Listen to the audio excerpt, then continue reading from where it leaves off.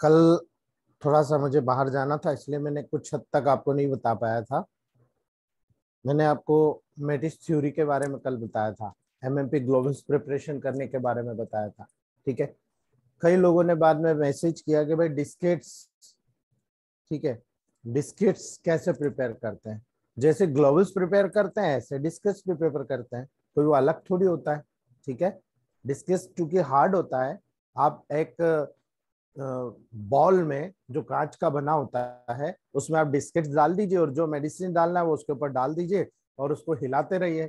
अगर वो जितना भी उसको लेना है, अडॉप्ट करना, वो ले लेगा। उसके बाद जो बचता है वो आप आपके प्रिजर्व करके रख लीजिए ताकि दूसरे डिस्केट्स को प्रिपेयर कर ले हम। ठीक है, नॉर्मल प्रोसेस है, उसमें कोई भी प्रॉब्लम आपको देखने को नहीं मिलेगी, आप नॉर्मली वहां पर प्रिपेयर कर सकते हो। ठीक है, तो डिस्केट प्रिपेयर करना, ग्लोबल्स प्रिपेयर करना बहुत आसान है दोस्तों। मैं जब भी अभी कुछ पिल्स बनाऊंगा तो वो आपको जरूर बताऊंगा कि किस रूप में हम लोग इसको प्रिपेयर करते हैं। कुछ लोगों ने क्वेश्चन किया था कि मैं जवाब नहीं देता हूं। दोस्तों, मेरे हर लेक्चर में बहुत सारे जवाब छुपे होते हैं। आप कितना ढूंढ पाते हो ये आपके ऊपर डिपेंड करता है। मैं हर चीज वो बारीक लेकर चल रहा हूँ जो शायद आपको कभी किसी ने बताई नहीं होगी या फिर कहीं किसी ने जवाब नहीं दिया होगा। उस सब मेरे उसमें क्वेश्चन में ही आंसर छुपा हुआ है दोस्तों।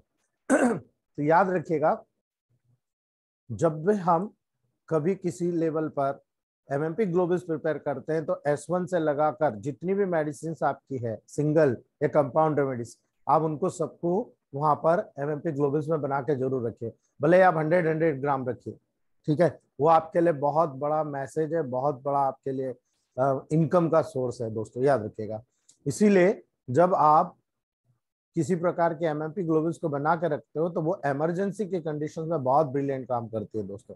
कैसे काम करेगी आगे बताऊंगा मैं दोस्तों, वन बाय वन आपको सारी चीजें। ठीक है, आज हम बात करते हैं कि जब इलेक्ट्रोमेपैथ में आपने सारी रेमेडीज बना ली, सारी रेमेडीज का अध्ययन हम आगे करने वाले हैं। अगर हम रेमेडीज को समझ गए तो how to determine the dose. सबसे बड़ी प्रॉब्लम यही है इलेक्ट्रोमेपैथ डॉक्टर्स के पास कि उन्हें डोज सिलेक्ट करते ही नहीं आता। कोई भी व्यक्ति है, वो लड़का है, लड़की है, मेल है, फीमेल है, बच्चा है, ठीक है, आप उसके अकॉर्डिंग कैसे डोज सिलेक्ट करोगे? वो सबसे इंपॉर्टेंट कैरेक्टर होता है। लेकिन यहाँ पर आप याद रखिएगा उसके अलावा भी बहुत सारी चीजें हैं।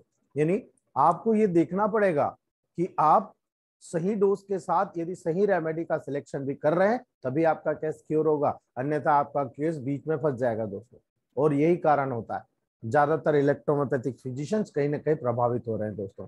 आप जब सावधानी पूर्वक ऑब्जर्वेशन करते हैं, पेशेंट की आपको सपोर्ट मिलती है तो ही आप क्योर कर सकते हैं। पेशेंट जल्दीबाजी करता है, आप जल्दी जल्दी मेडिसिन को परिवर्तित करते हो, आपको ये पता है कि ये मेडिसिन इतने समय में काम करेगी, फिर आप क्यों परिवर्तित कर रहे हो, क्यों चेंज कर रहे हो? बिल्कुल नहीं करना चेंज आपको। ठीक है, आपको वेट करना सिखाना पड़ेगा। इसीलिए ये सबसे महत्वपूर्ण प्रॉब्लम होती है, इसको सॉल्व हमको ही करना पड़ेगा।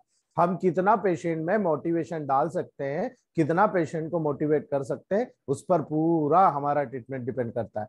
किसी भी बुक में दिए गए फार्मूले या किसी भी डॉक्टर द्वारा या किसी भी हमारे सपोर्टिव मेंबर के द्वारा बताए गए फार्मूले कभी भी आप किसी भी व्यक्ति पर देखेंगे तो 100% शूट नहीं करते हैं। ठीक है, ये आप जब वहां पर देखोगे दोस्तों, किसी भी फार्मूले का सभी पेशेंट पर शूट करना जरूरी नहीं है। ठीक है, इसीलिए मैं आपको कहता हूं कि कंपनी का पेटेंट यूज कीजिए, चलेगा, लेकिन कंपनी ने उसमें क्या डाला आपको मालूम है क्या? जो लिखा हुआ है वो डाला है क्या? नहीं ना। तो फिर उसको आप सपोर्ट में रखिए, लेकिन आपको पता होना चाहिए कि यहाँ पर एज कितनी है पेशेंट की, उसका सेक्स क्या है, मेल ने फीमेल, टेम्परामेंट क्या है, कौन से क्लाइमेट में रहता है, कौन सा कॉन्स्टिट्यूशनल का डेवलपमेंट है उसका। ठीक है, वहां पर अन्य चीजों का होस्ट एक बीमार व्यक्ति की सेंसिटिविटी को प्रभावित करता है दोस्तों। इसलिए हमें बहुत बारीकी से चलना पड़ता है और उन्हीं बारीकी के आधार पर दोस्तों हम वहां पर उसके ट्रीटमेंट कर सकते हैं। इसलिए ऐसा होने लगता है दोस्तों। उदाहरण के लिए अगर मैं आपको सिंपल सी बात करूं, इंडिया की और फॉरेन की बात करता हूं। ठीक है, उदाहरण के लिए जितने भी इंग्लिश पीपुल्स होते हैं दोस्तों, ठीक है, जितने भी अंग्रेजी होते हैं, अंग्रेज लोग, उनमें एंजाइटिको लिम्फेटिको का प्रभाव आपको मोस्टली देखने को मिलेगा। ठीक है, और जो वहां पर पेक्यूलरली ससेप्टेबल होता है उसके लिए यहाँ पर पहला इंपॉर्टेंस ये होता है कि पेशेंट की सेंसिटिविटी कितनी है, सहनशीलता के हिसाब से आपको डोज की वहां पर मात्रा या उसका जो प्रोपोर्शन होता है वो निर्धारित करना पड़ता है। यानी आप स्क्रोपोलस को कितना दोगे, एंजाइटी को कितना दोगे, लिम्फेटिक को कितना दोगे, ये एक अच्छे डॉक्टर की निशानी होती है। यहाँ पर यही रेशियो मेकिंग होता है, आप उसकी बॉडी के अकॉर्डिंग कैसे रेशियो को एडजस्ट कर रहे हैं दोस्तों। जितना हाईली सेंसिटिव पेशेंट होगा, या तो नेचुरली या प्रेजेंटली, तो दोस्तों पास्ट एक्सपीरियंस जब तक आपके पास नहीं होगा, आप इन्वायरमेंट के हिसाब से उतना ही वीकर डोज हमें देना पड़ेगा दोस्तों। यानी जो व्यक्ति जितना सेंसिटिव होगा, ठीक है, उदाहरण बहुत सारे उदाहरण मैं आपको बता सकता हूँ। सबसे बड़ा उदाहरण मैं बताता हूँ जो आजकल के आम यंग मेल्स में देखने को मिलता है। यंग मेल्स अपने सेक्सुअल इच्छा को पूर्ति के लिए जब फीमेल का साथ नहीं मिलता है, मैस्टरबेशन करता है। और जब मैस्टरबेशन करता है दोस्तों, तो मैस्टरबेशन बहुत जल्दी जल्दी प्राप्त करने के लिए वहां पर बार बार ग्लांस पेनिस की जो नर्व होती है उसको स्टिमुलेट करता है, ठीक है। अब जब ग्लांस पेनिस की नर्व बहुत ज्यादा हाइपर सेंसिटिव हो जाएगी, आप वहां पर अगर पॉजिटिव में स्त्री वगैरह देंगे ना, और ज्यादा प्रॉब्लम बढ़ जाएगी, सॉल्यूशन नहीं होगा। आप क्या करेंगे, वहां पर डोज को आपको बहुत वीक करना पड़ेगा, यानी S3 को 200 डायल्यूशन तक लेकर जाना पड़ेगा। आपने डोज को क्या करा, उसके मॉलिक्यूल्स को कम करके उसके पावर को बढ़ा दिया, यानी आपने डोज को वीक कर दिया। आपने देखा पेशेंट तुरंत ठीक हो गया, ठीक है। पैरालिसिस हुआ पैरालिसिस में आपको पता है कि सेंसरी और मोटर के दोनों फंक्शन के कारण पैरालिसिस होता है, ठीक है। कहां पर, पूरी बॉडी से ब्रेन की तरफ और ब्रेन से बॉडी की तरफ आ रहा, कहां पर ब्लॉकेज है पता है आपको, नहीं है ना, तो फिर आपका प्रोटोकॉल क्या होना चाहिए, ठीक है। इसीलिए वहां पर आपको याद रखना है, वहां पर आप उल्टा करते हो, ठीक है, वहां पर नेगेटिव की जगह पॉजिटिव करते हो। लेकिन आप जब S1 और F1 1000 को दोगे तब आपको ब्रेन में जाकर काम होगा, तो आपने क्या करा, नेगेटिव करा ना। तो यहाँ पर आपको डोज के अकॉर्डिंग काम करना पड़ेगा। इसीलिए दोस्तों जब आपको बारीकियां सीखना है तो most welcome in our age group. इसीलिए दोस्तों हम यहाँ पर आपको इफोर्ट करते हैं, आपको वो इफर्ट प्रोड्यूस करना सिखाते हैं दोस्तों, कि किस कंडीशन में, किस कंडीशन की, किस स्टेट के हिसाब से नेचुरली वहां पर आप मेडिसिन को क्या किस रूप में देते हैं दोस्तों। ज्यादातर नर्वस व्यक्ति जो होते हैं ना दोस्तों, उनमें आप देखेंगे ना हाई हाई फीवर आपको देखने को मिलेगा, हिस्टीरिया देखने को मिलेगा, ऑर्गेनिक हीट डिसीज आपको देखने को मिलेगी दोस्तों। यानी आप जब हीट के लेवल में देखोगे तो हार्ट डिसीज उसी में शामिल होती है, ऑर्गेनिक ऑर्गन से रिलेटेड हार्ट डिसीज आपको देखने को मिलेगी दोस्तों। और जब ऐसी कंडीशन में आप थर्ड डायल्यूशन सिलेक्ट करोगे दोस्तों, काफी स्ट्रांग होता है दोस्तों, ठीक है। इस कंडीशन के लिए थर्ड डायल्यूशन बहुत स्ट्रांग होता है, किंतु ऐसे केसेस के लिए जो लेस सेंसिटिव होते हैं दोस्तों, ठीक है, बहुत कम सेंसिटिव होता है, वहां पर आप सेकंड डायल्यूशन का, इंटरमीडिएट डायल्यूशन का या फर्स्ट डायल्यूशन का प्रयोग करोगे, बेस्ट इफेक्ट होता है। तो सबसे पहला सिद्धांत ये होता है, अकॉर्डिंगली पेशेंट की कंडीशन देखिए आप। मैं हमेशा इसीलिए कहता हूं कि पेशेंट को न्यूट्रिशन की जरूरत है क्या, अगर न्यूट्रिशन की जरूरत है मतलब थर्ड डायल्यूशन भी बहुत स्ट्रांग हो जाएगा उसको, ठीक है। तो वहां पर आप सेकंड और फर्स्ट डायल्यूशन के लेवल पर बेस्ट मेडिसिन के रूप में आप उसको मेडिसिन देते हो दोस्तों। ये टिपिकल और टेबल प्रैक्टिस की बात है, याद रखिएगा दोस्तों। इसीलिए जब आप इसको कंसिडरेशन करते हो कि ये व्यक्ति आया और ये मेरे पास आया या 10-12 डॉक्टर को ढूंढ के फिर मेरे पास आया, ठीक है, तो आपको याद रखना है कि ये एक्यूट डिसीज है, आपको हमेशा स्ट्रॉन्गर डोज की जरूरत होगी दोस्तों, क्रॉनिक डिसीज की तुलना में, क्रॉनिक कंप्लेंट की तुलना में। ऐसा क्यों बोल रहा हूं दोस्तों, जब एक्यूट डिसीज होगी तो उसके शरीर में बहुत सारे सिम्टम्स आपको देखने को मिलेंगे जो हर सिस्टम को प्रभावित कर रहे होंगे दोस्तों। तो ऐसी कंडीशन में जब स्ट्रॉन्गर डोज दोगे तभी बॉडी को न्यूट्रिशन मिलेगा और बॉडी वहां से लड़ने की क्षमता जागृत करके तुरंत उस एक्यूट डिसीज को बाहर कर देगी दोस्तों। जब आप ऐसा कैसे जानेंगे भाई कि यहाँ पर स्ट्रॉन्गर डोज की जरूरत है, ठीक है। अब stronger dose mean direct on टंग, ठीक है, याद रखिएगा, डायरेक्ट ऑन टंग। आप कैसे जानेंगे कि लाइटर या इंटरमीडिएट डायल्यूशन साधारणतः यहाँ पर मोस्ट यूजफुल होता है, कैसे जानेंगे आप दोस्तों, इसको जानने के लिए आपको प्रैक्टिकल करना पड़ेगा। और जब आप प्रैक्टिकल करते जाओगे आपकी थ्योरेटिकल अप्रोच इतनी स्ट्रांग हो जाएगी कि आप बड़े से बड़े केस को बहुत साधारण तौर पर ठीक कर सकते हो दोस्तों। इसको ऐसा समझिए दोस्तों कि केवल एक ग्लोबुल्स को, एक छोटी सी गोली को, ठीक है, आप 1 लीटर वाटर में घोल लेते हो, ठीक है, और ज्यादातर संख्या में डिसीज में एडल्ट में लाइटर डायल्यूशन का ही उपयोग करना चाहिए, ठीक है। यही कारण है कि जितना मेटी थेरेपी वाले होते हैं जो MMP ग्लोबुल्स का उपयोग करते हैं वो यही काम करते हैं। एक गोली को 1 लीटर या जो भी उनका कंसिडरेशन होता है अकॉर्डिंग टू कंडीशन वो डाल देते हैं और ग्लोब्यूल्स को घोल देते हैं और वो पानी दे देते हैं पेशेंट को। ठीक है, पीजिए आप 1-1 चम्मच दिन में 3 बार और रिजल्ट मिल जाता है। ठीक है, इससे कोई डिस्कम्फर्ट नहीं होगा दोस्तों। वो इसे इसी रूप में सेकंड डायल्यूशन से सब्स्टिट्यूट कर सकते हो दोस्तों। यानी पहले आप हायर पोटेंसी दो, उसके बाद में आप सेकंड डायल्यूशन से उसको वहां पर आप सब्स्टिट्यूट कर दो। तो इसमें क्या मिला, सबसे पहले रोग को रोका आपने, और रोग के रोकने के बाद आपने वहां पर दोस्तों उसका जो मेन मेडिसिन सेकंड डायल्यूशन विधि न्यूट्रल है, वो ना बढ़ने देगा ना घटने देगा, बैलेंस कर देगा दोस्तों। इसीलिए यदि कोई तकलीफ इसके कारण उत्पन्न हो रही हो, डिसीज के सिम्टम एग्रावेट हो रहे हैं, तो दोस्तों थर्ड डायल्यूशन का प्रयोग उसी समय कर देना चाहिए। अर्थात आपको सिंपल सा गणित बता रहा हूं, आप सेकंड से प्रयोग कीजिए, और जब सेकंड से आप ट्रीटमेंट शुरू करते हैं तो वहां पर कोई एग्रावेशन वैसे तो होता नहीं, लेकिन आपको लग रहा है कि सिम्टम बढ़ गए, आपको डायरेक्ट समझ लेना चाहिए कि पॉजिटिव डिसीज है, नेगेटिव जाना है, आप सीधे थर्ड डायल्यूशन का प्रयोग कर लीजिए दोस्तों। वैसे ही क्योर जितनी जल्दी हो सकती है उतनी जल्दी आपको प्राप्त हो जाएगी।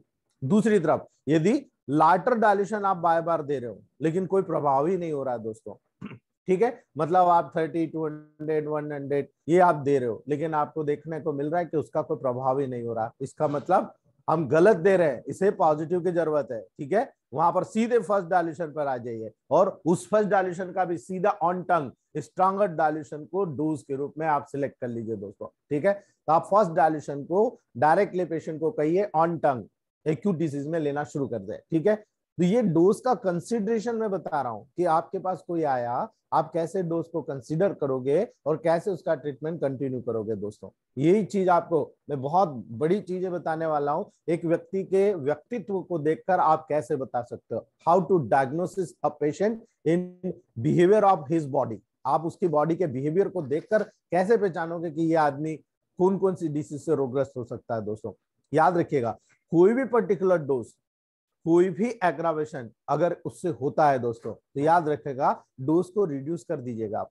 ठीक है, यानी आप मान लीजिए कि आपने किसी पेशेंट को 10 ड्रॉप दिया है कि भाई आप 1 कप पानी में ले लीजिए। ठीक है, उससे आपको लग रहा है कि एग्रावेशन हो रहा है, सारे सिम्टम अचानक, कई बार रिंगवर्म में देखने को मिलता है दोस्तों। ठीक है, कई बार बहुत सारे केसेस में स्किन डिजीज में खासतौर से देखने को मिलता है। कुछ नहीं, टेंशन नहीं, 1 गिलास पानी में वही 10-10 बूंद की जगह 2-2 बूंद दे दीजिए आप। ठीक है, वो एग्रावेशन तुरंत चला जाएगा, सबसाइड हो जाएगा, और पेशेंट का जो डिस्कम्फर्ट है वो कम हो जाएगा दोस्तों। याद रखिएगा, आपको वहां पर जजमेंट लगाना पड़ेगा दोस्तों कि ये डिस्कम्फर्ट रेमेडी के द्वारा प्रोड्यूस हो रहा है या फिर कोई दूसरे कारण है जो पेशेंट हमें डायग्नोस नहीं करा पाया, पेशेंट हमें बता नहीं पाया, और उसी के कारण ये सिम्टम वहां पर डेवलप हो रहे हैं।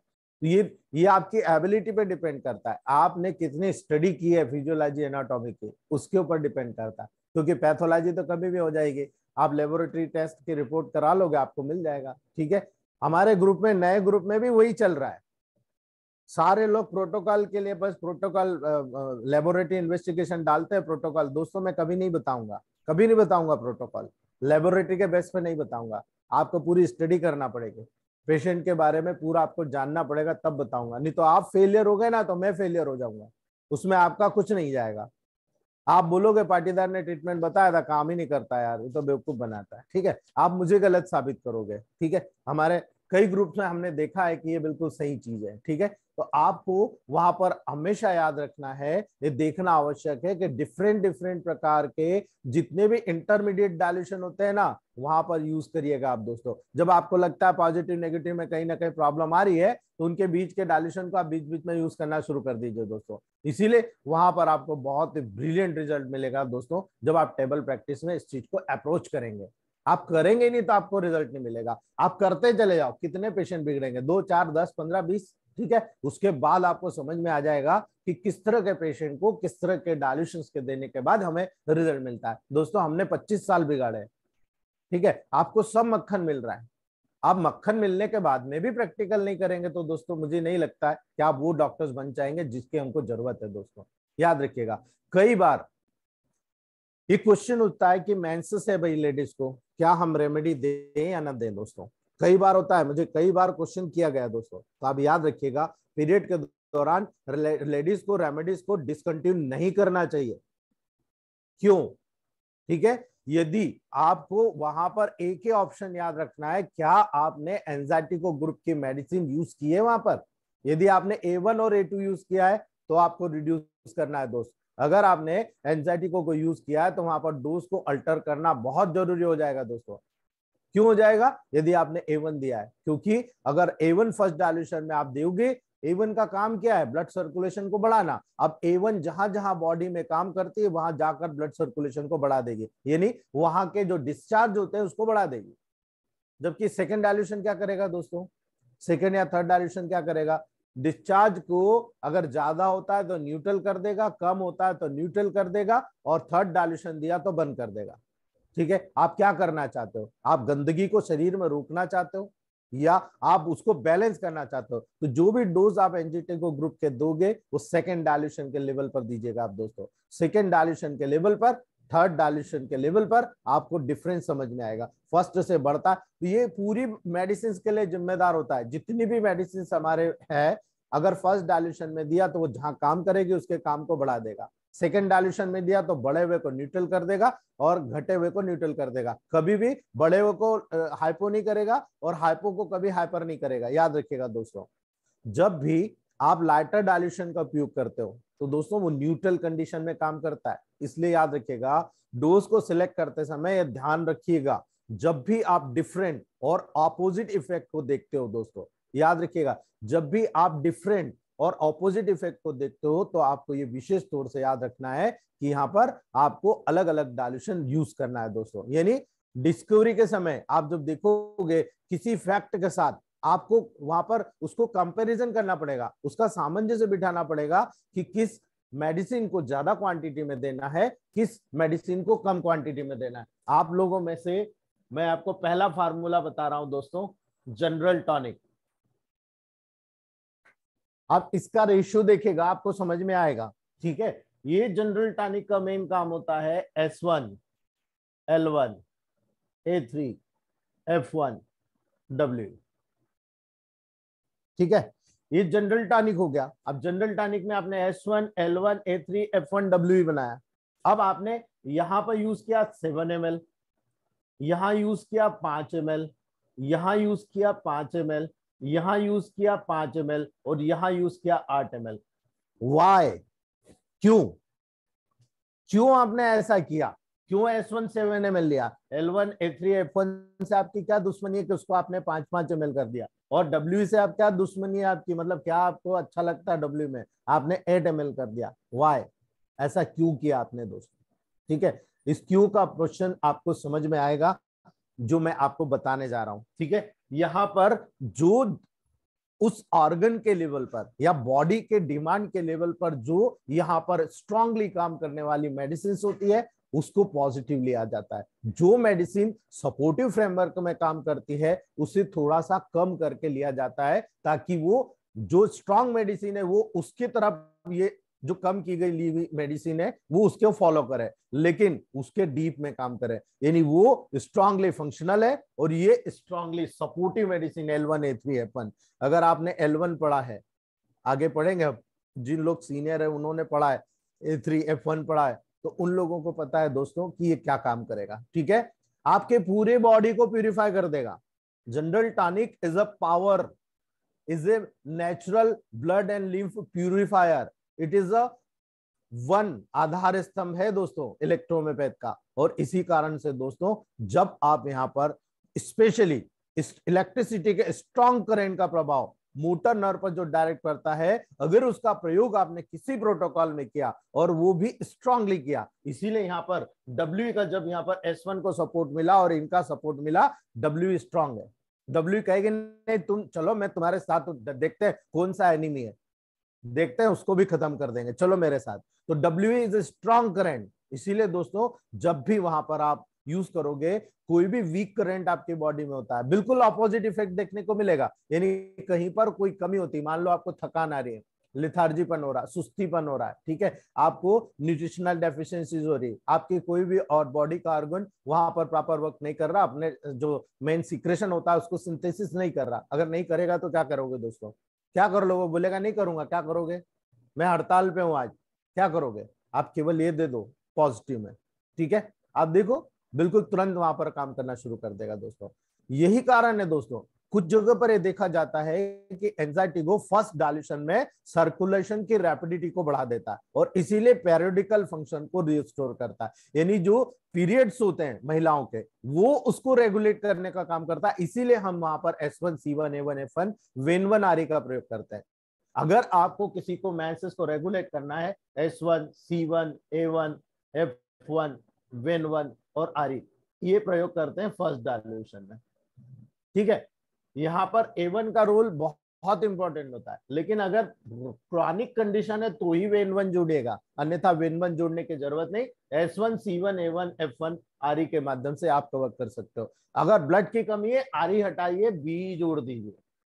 ठीक है, ये अकॉर्डिंग टू कंडीशन सेट करना सिखाया जाता है, ऐसे काम नहीं करता है दोस्तों। ठीक है, तो धीरे धीरे जब आपको मेडिसिन का प्रिपरेशन बताऊंगा, काफी समय से लोग मुझे बार बार फोन कर रहे थे, मैसेज डाल रहे थे कि आप जवाब नहीं देते हो, आप डायल्यूशंस नहीं बताते हो। दोस्तों अभी केवल मैं बेसिक कर रहा हूँ, अभी इसको समझाने की जरूरत नहीं है मुझे। यहाँ पर जब आपका मेडिसिन एक एक करके शुरू होगा ना, तो आपको इतना दिया जाएगा कि आप उसको संभाल ही नहीं पाओगे दोस्तों। ठीक है, याद रखिएगा आप इस बात को दोस्तों।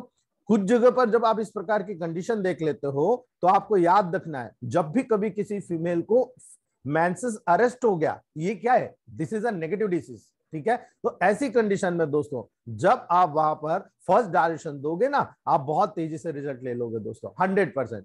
लेकिन अगर आपने मान लो थर्ड डायल्यूशन दे दिया, तो third dilution is negative dilution. क्या होगा दोस्तों, सर्कुलेशन की स्पीड को कम कर देगा या डिमिनिश कर देगा। इसीलिए दोस्तों वहां पर याद रखना है कि जब फीमेल के लेवल पर आप A1 को थर्ड डायल्यूशन में किसी को दे रहे हो, उसका मेंसेस आ रहा, तो डेफिनेटली आपको उस मेडिसिन को वहां पर स्किप करना पड़ेगा, यानी 5 दिन छोड़कर आपको लेने को बोलना पड़ेगा। याद रखिएगा टेबल प्रैक्टिस में, अगर आपने गलती कर दी ना, पेशेंट को रेगुलर कर दिया कि भाई मेंसेस में भी ले रहा है, तो दोस्तों आप देखोगे वहां पर उसका प्रॉब्लम क्रिएट हो जाएगा, उसका मेंसेस रुक जाएगा, कम आएगा, यानी गंदगी सब रुक जाएगी, तो आपको देखने को नहीं मिलेगा कॉम्प्लिकेशन। डेफिनेटली बहुत सारे प्रॉब्लम्स वहां पर आपको देखने को मिलेंगे। इसीलिए कंडीशन को चेक करना या अरेस्ट कर देना, ये काम होता है नेगेटिव का। किसी भी एक्सेसिव पीरियोडिकल चेंजेस अगर होगा तो, यानी कुछ महिलाओं को बहुत ज्यादा मेंसेस होता है, ठीक है, 7-7 8-8 दिन तक चलता है। नॉर्मली प्रत्येक दिन में 50 ml ब्लीडिंग होना चाहिए 3 दिन तक, उसके बाद मैक्सिमम 30 ml 4th डे पे, और उसके बाद अचानक रिड्यूस हो जाती है दोस्तों। वो पेशेंट की कंडीशन, उसके डेवलपमेंटल और उसके हार्मोनल बिहेव पर डिपेंड करती है कि उसका हार्मोन्स क्या है। ठीक है, उसके कारण एस्ट्रोजन और प्रोजेस्टेरोन का बैलेंस क्या है, उसके ऊपर डिपेंड करती है दोस्तों। इसीलिए जब एक्सेसिव पीरियोडिकल चेंजेस होता है ना, उसको रोकने के लिए आप यहाँ पर दीजिए। ठीक है, कई महिलाओं को 2 महीने में 3 मेंसेस हो जाते हैं 20-20 दिन में, वहां पर दीजिए आप। इसी को आप 10th डायल्यूशन कर दीजिए, आरी हटा के बी एड कर दीजिए। ठीक है, S1 C1 F1 वेन जरूर शामिल कीजिएगा, क्योंकि ये कहीं ना कहीं कुछ प्रॉब्लम है जो कहीं ना कहीं गायनेकोलॉजिकल भी हो सकती है, हेरिडिटी भी हो सकती है, माँ बाप से लेकर आ रही हो, ठीक है, या फिर किसी प्रकार का कोई डैमेज हो, तो वहां पर हम लोगों को वेन जरूर शामिल करना है, और बी के साथ में 10th डायल्यूशन में दे दीजिए दोस्तों। जब आप दोगे, रिजल्ट विद इन 1 मंथ आपको देखने को मिलेगा। नेक्स्ट पीरियड जब भी आएगा 28 डेज में कांटे के समान चलेगा, 26 से 28 दिन में मेंसेस आएगा और नॉर्मल आना शुरू हो जाएगा। आप उसको 3 मंथ कंटिन्यू कीजिए, बैलेंस कर दीजिए, बंद कर दीजिए उसके बाद। ठीक है, आपको रिजल्ट वही देखने को मिल जाएगा। ठीक है, कई बार आपको डिफरेंट कंडीशन में एक दूसरे को तोलना पड़ेगा कि यार ये कंडीशन पहले भी आई थी, मैंने ये दिया था, लेकिन इसमें ये डिफरेंस नजर आ रहा, आप कैसे सिलेक्ट करोगे दोस्तों। यानी स्क्रोप्लोसो ग्रुप को, यदि आप स्क्रोप्लोसो 1 की बात करो, यदि फर्स्ट डायल्यूशन में देते हो तो क्या होगा दोस्तों, याद रखिएगा, ये प्रैक्टिकल अनुभव बता रहा हूं। जब स्क्रोफलोसो 1 को आप दोगे और उस पेशेंट को किसी एलोपैथ मेडिसिन के माध्यम से उसकी स्किन के इरप्शंस को दबाया गया होगा, ठीक है, तो वो तुरंत उसकी बॉडी में जितना भी स्किन इरप्शंस दबा होगा सबको बाहर निकाल देगा। इसका मतलब इरेक्टिव फीवर के फर्स्ट स्टेज में यह मेडिसिन बहुत इंपॉर्टेंट काम करती है दोस्तों। इसीलिए स्किन डिसीज में आप हमेशा डिस्टिल वाटर बेस्ड मेडिसिन दीजिएगा, आरएस बेस्ड मेडिसिन नहीं देना है दोस्तों। ठीक है, तो इरेक्टिव फीवर की जब कंडीशंस आती है ना, तब ये मेडिसिन S1 बहुत ब्रिलियंट काम करती है। इसीलिए दोस्तों हम ऐसे केसेस में, अगर आपके पास कोई पेशेंट आता है, पिंपल्स बहुत निकल गई, स्किन पे इरप्शंस हो रही, पूरी बॉडी में पिंपल्स निकल रहे, 2 मेडिसिन याद रखिएगा, S130 एंड C330। क्यों? क्योंकि जैसे ही आपने नेगेटिव किया मेडिसिन को, पोटेंटाइज किया, मेडिसिन नर्वाइन हो गई, और नर्वाइन होकर डायरेक्टली किसी भी प्रकार इरप्शंस को इमीडिएटली ठीक करने का काम करती है। ये आगे हम पढ़ेंगे जब मेडिसिन पढ़ेंगे, ठीक है। तो इसलिए ऐसे तमाम केसेस में जिसमें S1 पॉजिटिव में देने पर इरप्शंस निकल आते हैं, उसी को आप नेगेटिव करके S1 को दे दीजिए, आप देखिए इमीडिएट रिजल्ट मिलता है। आप C3 को भी मत दीजिए, लेकिन जब स्ट्रक्चर पे बहुत ज्यादा मैक्यूल और पैपुल्स डेवलप हो जाते हैं, पस पॉइंट बनना शुरू हो जाते हैं, बहुत बड़ी पिंपल्स देखने को मिल जाती है, CBSS देखने को मिल जाती है, तब वहां पर आप S1 C3 का 30 कॉम्बिनेशन अल्टरनेट करके, दूसरी कोई मेडिसिन, कोई आपको एक्सटर्नल एप्लीकेशन की जरूरत नहीं पड़ेगी दोस्तों। अगर पड़ती है, दाग पड़ रहे, तब आप वहां पर उपयोग कीजिएगा। इसी के संबंध में दोस्तों कई बार आप देखिए एक्जिमा का केस आपको देखने को मिलता है। एक्जिमा का जब केस आता है ना दोस्तों, तो कई लोग उसको अवॉइड करना चालू कर देते हैं दोस्तों, ठीक है। तो वहां पर आप S1 को सेकंड या थर्ड डाइल्यूशन में देते हो ना, तो फर्स्ट डाइल्यूशन की जगह आप जो सेकंड और थर्ड डाइल्यूशन को यूज करते हो, तो उसको जो इरप्शंस है उसको जेंटली, मतलब बहुत अच्छे से, हाँ हाँ कोई बात नहीं, हो गई ना, चल ठीक है कोई बात नहीं, मैं इसको देख लूंगा। आप फर्स्ट डाइल्यूशन में दोगे ना, एकदम से इरप्शन कर देगा, बाहर निकाल देगा। लेकिन आप जैसे सेकंड या थर्ड डाइल्यूशन पे आते हो, न्यूट्रल करना शुरू करता है। इसीलिए ऐसी तमाम डिसीज, यहां पर समझाने का मतलब ये है, कब आप फर्स्ट डाइल्यूशन डायरेक्ट सिलेक्ट करोगे, कब आप सेकंड डाइल्यूशन सिलेक्ट करोगे, कब आप थर्ड डाइल्यूशन सिलेक्ट करोगे। ऐसे केसेस में सबसे पहले न्यूट्रल करना जरूरी है। आपको पता है कि मुझे इसको नेगेटिव ही देना पड़ेगा, लेकिन सबसे पहले न्यूट्रल कर दीजिए। न्यूट्रल करने का मकसद ये होता है कि ये बढ़े नहीं, फैले नहीं, इसलिए आप न्यूट्रल कर दीजिए। और जैसे न्यूट्रल करते हो, उसके बाद थर्ड देते हो, वो रिवर्स गियर में शुरू हो जाता है। इसीलिए कई एक्जिमा के पेशेंट, हमारे डॉक्टर्स जो डायरेक्टली थर्ड डाइल्यूशन के लेवल पर जाते हैं, वो कभी भी फास्ट ग्रोथ नहीं कर पाते, फास्टली पेशेंट को ठीक नहीं कर पाते। इसीलिए मैं कहता हूं सबसे पहले न्यूट्रल डोज देकर 1 महीना आप वेट करो।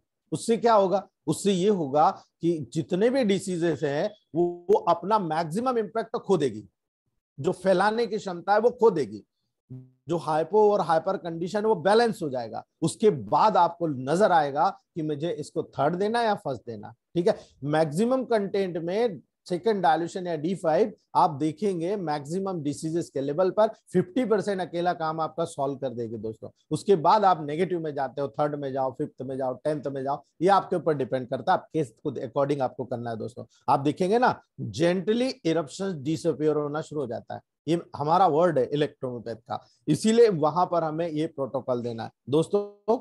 आप जो पेशेंट को एन्यूरिज्म का केस ट्रीट करते हो, तो अब एन्यूरिज्म क्या है, जब कोई भी ब्लड का क्लॉट छोटी छोटी कैपिलरीज में जाकर फंस जाता है, और फंस जाएगा तो वो ऑर्गन के लेवल पर उन कैपिलरीज के माध्यम से सर्कुलेशन नहीं होता, उसको बोलते हैं एन्यूरिज्म, और वो ऑर्गन डेप्थ के लेवल पर चला जाता है, टिश्यू का डैमेज हो जाता है दोस्तों। कन्वल्शन हुआ, हिस्टीरिया हुआ, जितनी भी ऑर्गेनिक हार्ट डिसीज हुई दोस्तों, वहां पर क्या करोगे आप, ठीक है। वहां पर जितनी भी ऑर्गेनिक डिसीज होती है, ऐसे केसेस पे, अब मान लो स्टोन बन गया, ठीक है, 4 mm का स्टोन है, तो आपको पता है कि रास्ता 4 mm का, हम फर्स्ट डाइल्यूशन देंगे ना, फोर्स बढ़ेगा, यूरिन का सारा सिक्रेशन बढ़ेगा और स्टोन बाहर निकल जाएगा। लेकिन मान लो 14 से 18 mm का स्टोन हो, तो क्या करोगे दोस्तों, क्या फर्स्ट डाइल्यूशन से निकाल पाओगे? दिमाग को अपडेट कीजिए, क्या कर पाओगे? बिल्कुल नहीं। जितना बड़ा स्टोन, डाइल्यूशन भी उतना स्ट्रांग होना चाहिए, आपको वहां पर थर्ड डाइल्यूशन या उससे भी ज्यादा स्ट्रांग देना पड़ेगा, ठीक है। इसीलिए जब भी कभी बड़े स्टोन नजर आते हैं, आपका प्रोटोकॉल S6 C6, ठीक है, आप जब दे रहे हो L1Y यहां पर जोड़ दीजिए, लेकिन मैं यहां जोड़ता हूं L2Y, ठीक है, S1 L1 A3, ठीक है। अब अगर ये जनरल टॉनिक को आप देख लोगे, जब जनरल टॉनिक का प्रोटोकॉल यूज करना शुरू करोगे, आप देखो कितने स्टोन धड़ाधड़ निकलते हैं। क्यों निकलेंगे? क्योंकि जनरल टॉनिक को जब आपने यहां पर थर्ड डाइल्यूशन बनाया और उसी में आपने S6 C6Y को डाल दिया 5-5 बूंद, तो S6 C6Y वहां पर पॉजिटिव हो गया, और पूरी मेडिसिन जनरल टॉनिक को लेकर कहां जा रहा है, किडनी की तरफ जा रहा है। और जो किडनी की तरफ जाएगा तो S6 C6Y पॉजिटिव है, लेकिन हमारा जनरल टॉनिक नेगेटिव है। और जनरल टॉनिक क्या करता है, ब्लड और लिम्फ को प्योर करता है। उस ऑर्गन के लेवल पर जहां उसको लेकर जाया जा रहा है, उसको कहा जा रहा है यहाँ झाड़ू पोछा दोनों लगा दो, ठीक है। हम यहाँ पर इसको बनाते हैं, नए नए कपड़े पहनाते हैं, आप यहाँ झाड़ू पोछा लगा दो, ठीक है। तो वहां पर क्या करा, S6 C6Y ने कंप्लीटली किडनी को रिलैक्स कर दिया। अब किडनी रिलैक्स हुई, रिलैक्स क्यों किया गया? हाँ, आप रिलैक्स हो जाओ, जनरल टॉनिक आ गया है। अब जनरल टॉनिक न्यूट्रिशन के तौर पे भी काम कर रहा है, ब्लड और लिम्फ को प्यूरिफायर के लेवल पर काम कर रहा है। तो वहां जितना वेस्टेज मटेरियल जमा हुआ है उसको क्या करेगा, वो वहां से साफ करेगा। तो जब वहां पर H6C6Y से किडनी रिलैक्स हो रहा है तो H6C6 वहां के फंक्शन को कंप्लीटली क्योर करने की कोशिश करेगा, अपने अपने अधिकार क्षेत्र में लेने की कोशिश करेगा। तो वो क्या करेगा, वो सबसे पहले करेगा कि स्टोन का फॉर्मेशन की जो प्रोसेस है उसको रिड्यूस कर देगा। अब आप में से कितने लोग जानते हैं कि स्टोन के फॉर्मेशन क्यों होती है? कितने लोग जानते हैं? क्या विटामिन ए की कमी से हो सकता है स्टोन? क्या एपिथेलियल सेल्स की रफनेस से हो सकता है स्टोन? कितने लोगों को पता है? आप अपने आप से पूछेगा दोस्तों। इसीलिए यहां पर जब आप थर्ड डाइल्यूशन या उसके बाद लाइटर डाइल्यूशन देते हो दोस्तों, या सेकंड डाइल्यूशन देते हो, आप पहले न्यूट्रल कर दो उसके बाद थर्ड कर दो। लेकिन ज्यादातर केसेस में जब स्ट्रॉन्ग डाइल्यूशन दिए जाते हैं, यानी 4 से 6 mm 8 mm में, तो आप फर्स्ट डाइल्यूशन दे दो। 10 से 12 mm में तो आप मैक्सिमम सेकंड डाइल्यूशन तक जा सकते हो। लेकिन जब आप यहां पर किडनी पे काम कर रहे हो तो मैं आपको सीधा कहूंगा आप सेकंड डाइल्यूशन में दीजिएगा। बैलेंस, हमें किडनी के फंक्शन को ज्यादा कम ज्यादा नहीं करना है, ठीक है? आप सेकंड डाइल्यूशन में दीजिएगा। और जो आप इसके सपोर्टिव मेडिसिन के दोगे, भाई स्टोन तोड़ना है, आप क्या करोगे? S5F2G D5 में या सेकंड डाइल्यूशन में, ये स्टोन को तोड़ देगा।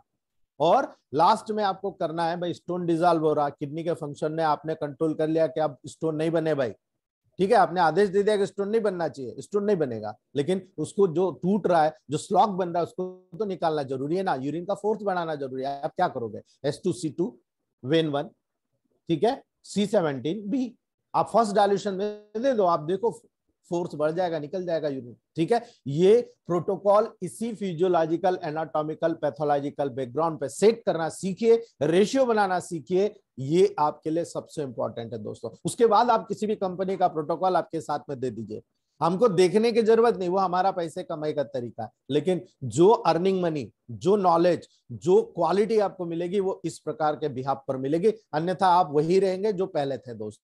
याद रखिएगा, इस प्रकार की डिसीज की जब आप ट्रीटमेंट की शुरुआत करते हो ना, तो हमें ये शुरुआत का लेवल पर जानना चाहिए कि यहाँ ऑइंटमेंट या एक्सटर्नल कंप्रेस यूज करना चाहिए कि नहीं करना चाहिए दोस्तों। इसके बाद हमें ये देखना है कि इसमें ड्राई ग्लोबुल यूज करना चाहिए कि नहीं करना चाहिए। इसके बाद ही थर्ड डाइल्यूशन का उपयोग हमको करना चाहिए दोस्तों। तो कई यहाँ पर कंटेंट ऐसे आ जाएंगे, कई केसेस ऐसे आ जाएंगे जहां पर पेशेंट बोलेगा साहब मैं तो लिक्विड लू नहीं, मैं तो ऑफिस में काम करता हूँ। महिलाओं को देखो, नहीं मैं तो ये लू नहीं, मैं तो सायरप पीऊंगी नहीं। मतलब जिद्दी, और उनका अपना कोई भी लॉजिक वहां पर होता नहीं, ठीक है? तो ऐसी कंडीशन में आप क्या करेंगे दोस्तों? ऐसी कंडीशन में आप कुछ नहीं कर सकते, तब आपको ग्लोबुल्स देखना है। जो भी डाइल्यूशन आप दे रहे हो उसको आरएस में बनाओ, उसका ग्लोबुल्स तुरंत प्रिपेयर करो और तुरंत दे दो दोस्तों। इसीलिए याद रखिएगा, जो एक्सपेरिमेंटल डोज होते हैं ना, उसका केवल और केवल प्रयोग आप 12 घंटे के लिए करना चाहिए, ठीक है? बहुत बार ऐसा होता है कि हमें एक्सपेरिमेंटल डोज भी करना है, इसको शूट करेगा कि नहीं करेगा। इसीलिए दोस्तों केवल एक्यूट डिसीज के केसेस में आप 12 घंटे के लिए वहां पर यूज करते हो, लेकिन जब क्रॉनिक डिसीज के केस में करोगे ना, 1 वीक के लिए वहां पर आपको यूज करना चाहिए, ठीक है? याद रखिएगा, ये बहुत ब्रिलियंट चीजें आपको समझने की जरूरत है। आपके पास पेशेंट आ रहा है, ये पेशेंट को ये तकलीफ है, अगर मैं इसको ये प्रोटोकॉल दूंगा, यूज होगा कि नहीं, काम करेगा कि नहीं? तो दोस्तों अगर आपको वहां पर बेस्ट चीज पता है, अगर हमारे जो सीनियर डॉक्टर वो सीधी बात करते हैं, यहां पर पढ़ते ही नहीं इस पचड़े में कि वहां पर हमको एक्यूट क्रॉनिक डिसीज क्या करना है। वो देख लेते हैं एक्यूट डिसीज हो तो स्ट्रॉन्ग डोज दे देता है, लेकिन क्या करते हैं, बुद्धिमानी करते हैं, वो सीधा हाई डाइल्यूशन का 1 या 2 डोज दे देते हैं, या 2 से 3 डोज दे देते हैं। आपने क्या करा, आपने डिसीज के फैलने को रोक दिया, ठीक है? डिसीज को रिवर्स गियर में लगा दिया। ये क्या हुआ, लोकल डिसीज से जनरल होने वाली कंडीशन को छोड़ दिया, डिसीज लोकल के लोकल पे रह जाएगी, आगे आसपास के टिश्यू या ऑर्गन में नहीं फैलेगी। इसलिए हमें हाई पोटेंसी का जरूरत करना पड़ता है। कितने लोग करते हैं, और जो लोग नहीं करते थे, हमारे ऑडियो वीडियो सुनकर दोस्तों वो सारे लोग मैसेज करने लग गए, सर हम आज तक कभी भी प्रयोग नहीं करते थे, हम D4 D5 D6 से ज्यादा नहीं जाते थे, हमारी कंपनी, हम जिससे जुड़े हुए वो कंपनी हमें कभी ज्यादा नहीं जाने देती थी। दोस्तों ये आपकी प्रॉब्लम है, ठीक है? आप जब कुछ अपडेट करना चाहते हो, जब सीखना चाहते हो, आपको हर टेक्निक सीखना पड़ेगा। आप किसी कंपनी पे भरोसा नहीं करिए, आप अपने आप पे भरोसा करिए, अपने साथ। अगर मैं आपको अच्छा बता रहा हूं तो अडॉप्ट करिए, नहीं तो भूल जाइए। आपने सोचना कि ये पैसा दिए था व्यर्थ गया, ठीक है? लेकिन मैं उम्मीद करूंगा कि जितने लोग आप जुड़े हैं ना, सारे लोग अपने एरिया में डॉन बनने वाले हैं। वो डॉन नहीं दोस्तों, है ना, याद रखिएगा। आप वो बनने वाले हैं जो मॉडर्न साइंस से बेचारे जो लोग प्रभावित हैं, लाखों रुपए खर्च करते हैं, उनको रिजल्ट नहीं आता। हमारे ग्रुप के मेंबर्स मोटिवेटेड मेंबर्स हैं, वो तुरंत उसको कहते हैं अरे नहीं तू आजा हमारे पास, ठीक है 15 दिन 20 दिन ऐड कर, ठीक है। और 15-20 दिन के बाद जब रिजल्ट आता है ना, बड़ी खुशी होती है। आपसे ज्यादा खुशी मुझे होती है कि देखो मैं एक आदमी को इतना मोटिवेट कर पाया कि आज वो अपने एरिया में डॉन बन रहा है। डॉन का मतलब बुरा नहीं होता है दोस्तों, डॉन का मतलब होता है दोनों तरीके से, यानी आप अच्छी चीज सिखा रहे हो और अच्छी चीज का अच्छा पैसा खरीद रहे हो, अब अच्छा पैसा ले रहे हो सामने वाले से, ठीक है। और आप वो जो 10 लाख लगा के आया, आप उसको केवल 10,000 में ठीक कर रहे हो, कंप्लीट क्योर। तो आप खुद रेशियो देख लीजिएगा, आपने क्या कमाया, आपने इज्जत भी कमाई और पैसा भी कमाया दोस्तों, याद रखिएगा। कई बार ओल्ड एज की बात करते हैं, कई बार इन्फेंट्स या चिल्ड्रन की बात करते हैं दोस्तों, उसमें क्या रूल्स है, आप क्या रूल्स को फॉलो करोगे दोस्तों, याद रखिएगा। ये बहुत इंपॉर्टेंट है, बाद में मैं किसी को नहीं बताने वाला हूं कि डोसोलॉजी किसी ने पूछा ना तो फिर दोबारा उसका मैं कभी भी क्वेश्चन का आंसर नहीं दूंगा दोस्तों, क्योंकि आप बेस नहीं कर पा रहे हो। बेस आपको मजबूत करना है। आपके पास कभी कोई आता है केस, देखो साहब ये बच्चा है, ठीक है, अब बच्चा है तो साल 1.5 साल 2 साल का होगा तो डेफिनेटली मेडिसिन देना ही नहीं है उसको। लेकिन क्या करोगे अगर आया तो दोस्तों, यदि इन्फेंट दूध पीता है तो दोस्तों उसका ट्रीटमेंट उसकी मां को देना पड़ेगा आपको, ठीक है।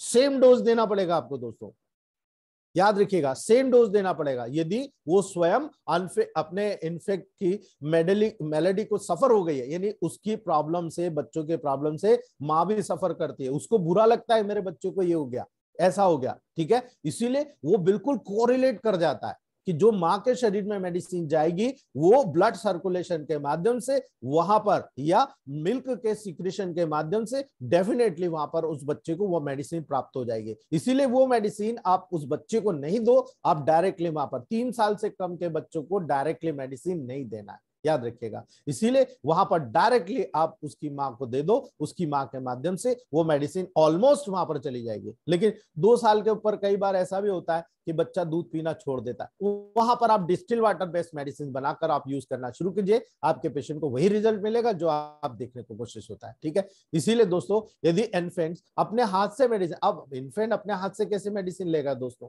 ठीक है। इसीलिए मां को आप बताइए कि ऐसी कंडीशन में सीधे थर्ड डाइल्यूशन की आवश्यकता होगी दोस्तों, याद रखिएगा उसको, ठीक है।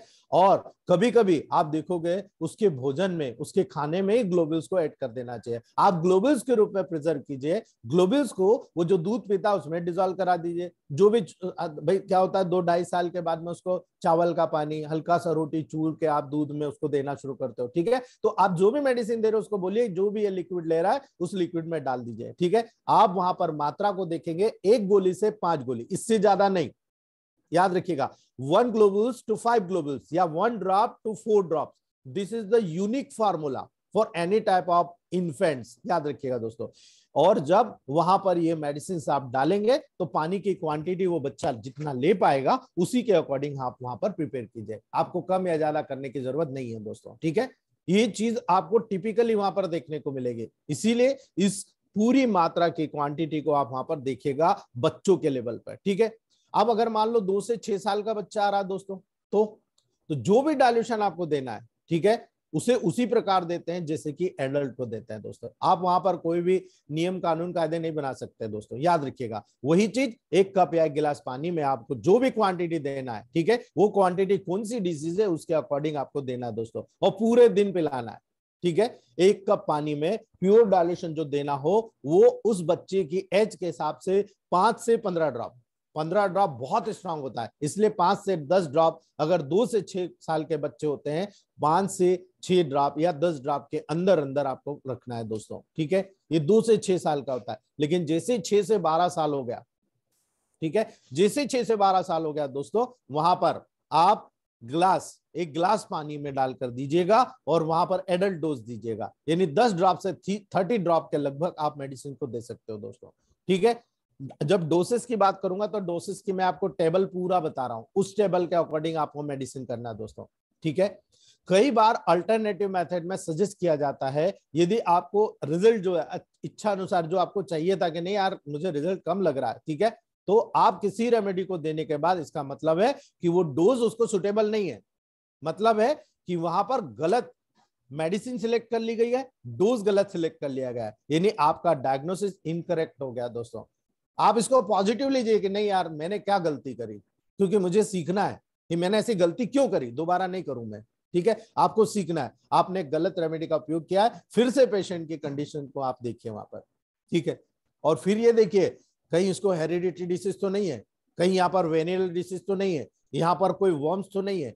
ठीक है, और ये कहीं ना कहीं वहां पर दोस्तों प्रॉब्लम क्रिएट कर रहा है। यानी आप जब वहां पर ट्रीटमेंट के फेलियर को देख रहे हो तो ये डिसीज वहां पर इस प्रकार से कंडीशन क्रिएट कर रही है, ये इनक्यूरेबल डिसीज है। जब तक मैं इन ऑब्स्टेकल को दूर नहीं करूंगा तब तक वहां पर डिसीज क्योर नहीं होगी। यहाँ पर वेनमन हमने क्यों यूज किया था, मैंने कहा था आपको कि जब भी यहाँ पर हेरिडिटी डिसीज होती है या कोई भी ऐसी जेनेटिक डिसीज होती है जो माँ बाप से लेकर आई है, वहां पर आपको वेनमनेट करना है दोस्तों। ठीक है, तो यहाँ पर बच्चों में भी ये चीज आएगा। तो जब आपको लग रहा है कि डिसीज इनक्यूरेबल है, आप पेलिएट तो कर सकते हो ना, सप्रेस तो कर सकते हो ना, उसकी सिम्टम को डिसअपियर तो कर सकते हो ना, पेशेंट की कंडीशन को लंबे समय तक क्योर कर सकते हो ना। क्यों? क्योंकि हम ब्लड और लिम्फ को प्योर करते हैं। हम ब्लड और लिम्फ को प्योर करेंगे तो जो हेरिडिटी डिसीज भी आई है, हो सकता है अगर ये बच्चा है तो इसके अगली पीढ़ी में ट्रांसफर ना हो, अगर ये बच्चा है तो कम से कम हम उसकी लाइफ को स्ट्रॉन्ग कर सकते हैं, उसकी जो कंडीशन होती है, जो लाइफ की क्वालिटी होती है, उसको हम बहुत हद तक इंपॉर्टेंट कर सकते हैं। कैंसर में हम क्या करते हैं,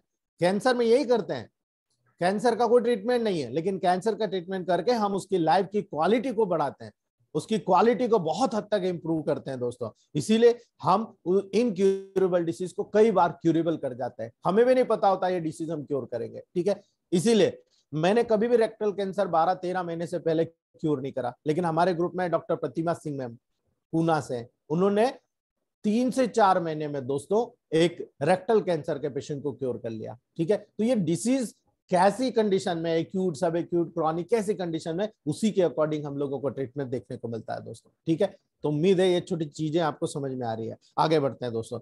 आप जो फर्स्ट केस में बात करते हो, डोज को अल्टर किया जाता है, यानी सेकंड है, सेकंड से थर्ड में, या यहाँ पर फर्स्ट डायल्यूशन में। कैसे करोगे दोस्तों, यानी आपने पहले न्यूट्रल, सेकंड डायल्यूशन दिया, उसके बाद में देखा पेशेंट को बहुत इंप्रूव हो गया, आप कैसे जाएंगे कि भाई अगली बार मैं फर्स्ट दूं या थर्ड दूं, कैसे जाएंगे दोस्तों? जितनी डिसीज फियरर होती है और पेशेंट जितना सेंसिटिव होता है, उतने ही ज्यादा को डाइल्यूट किया जाता है दोस्तों, उतनी ही रेमेडी को डाइल्यूट किया जाता है। ठीक है, यानी आपको लग रहा है कि पेशेंट अपनी डिसीज से बहुत ज्यादा व्यथित है, उसको लग रहा है कि मैं ठीक होऊंगा या नहीं होऊंगा, आपने सेकंड डाइल्यूशन दिया, बहुत हद तक कवर हो गया, लेकिन ऐसा पेशेंट अगर होता है ना, आप सीधे मेंटल दिमाग से काम कीजिए, आप उसको सीधा थर्ड डाइल्यूशन दे दीजिए। ठीक है, लेकिन वहां पर अगर वो केवल उदासीनता, यानी कैसेस को छोड़कर केवल उदासीन हो गया है, अलग अलग चीजें वो सोचता है, लेकिन जब ऐसा केस आपके पास आता है, आपको लगता है कि नहीं इसको एनर्जी बहुत ज्यादा देने की जरूरत है, सीधे फर्स्ट डाइल्यूशन दीजिएगा दोस्तों, स्ट्रॉन्गर डोज दीजिएगा, सीधे ऑन टंग दीजिएगा, आप देखिएगा तुरंत वहां पर रिकवरी देखने को मिलती है। इसीलिए जब एक्यूट केस जितने भी आते हैं ना, हम क्या करते हैं भाई, सीधे टंग पे डाल लेना। ठीक है, सब एक्यूट केस आते हैं सीधे बोलते हैं भाई 1 कप पानी में ले लेना, क्रॉनिक केस आते हैं तो बोलते हैं 1 गिलास पानी में डाल के ले लेना। ठीक है, आप भले ही वहां पर 200 डाइल्यूशन दे रहे हो, 10th डाइल्यूशन दे रहे हो, फिर भी बोलते हो 1 कप में नहीं, आप 1 गिलास पानी में ले लेना। ठीक है, अब जब आप डिजेनरेटिव और डिस्ट्रक्टिव डिसीज पे काम करते हो, आप क्या बोलते हो, आप 5-5 बूंद ले लेना। ठीक है, आपने ऑलरेडी D7, D8, D9 दिया है, लेकिन आप क्या बोलते हो, वहां पर 5-5 बूंद ले लेना। ठीक है, आपने डोज बहुत रिड्यूस कर दिया, क्योंकि आप मेडिसिन को बहुत नेगेटिव में देना चाह रहे हो, इसलिए आपने डोज नेगेटिव किया, इसीलिए वहां पर आपको सारा प्रोसेस देखने को मिलता है। अब सेकंड केस में जब वहां पर नंबर में यूज किया जाता है दोस्तों, ठीक है, आप नंबर में मतलब सिंपल सा है, आपने पहली बार पेशेंट आया, देखा है यार लिम्फेटिक टेम्परामेंट है, मिक्स टेम्परामेंट है, S1 दे देता हूं, आपने देखा S1 देकर रिजल्ट नहीं आया। ठीक है, आपने कहा चल ठीक है मैं बदल के देता हूं, आपने S1 की जगह S2 कर दिया। ठीक है, आपको लगा कि नहीं यार लिम्फेटिक की जगह सेंग्वाइन हो सकता है या बिलियस हो सकता है, हमें S2 को देखे, आपने S2 को यूज कर दिया, उससे भी रिजल्ट नहीं आया, आपने जैसे S3 यूज किया वैसे रिजल्ट आ गया। तो इसका मतलब क्या हुआ, इसका मतलब ये हुआ डिसीज की स्टेट बहुत इंपॉर्टेंट है, और डिसीज के स्टेट के अकॉर्डिंग हमारे मेडिजी ने मेडिसिन बनाई है।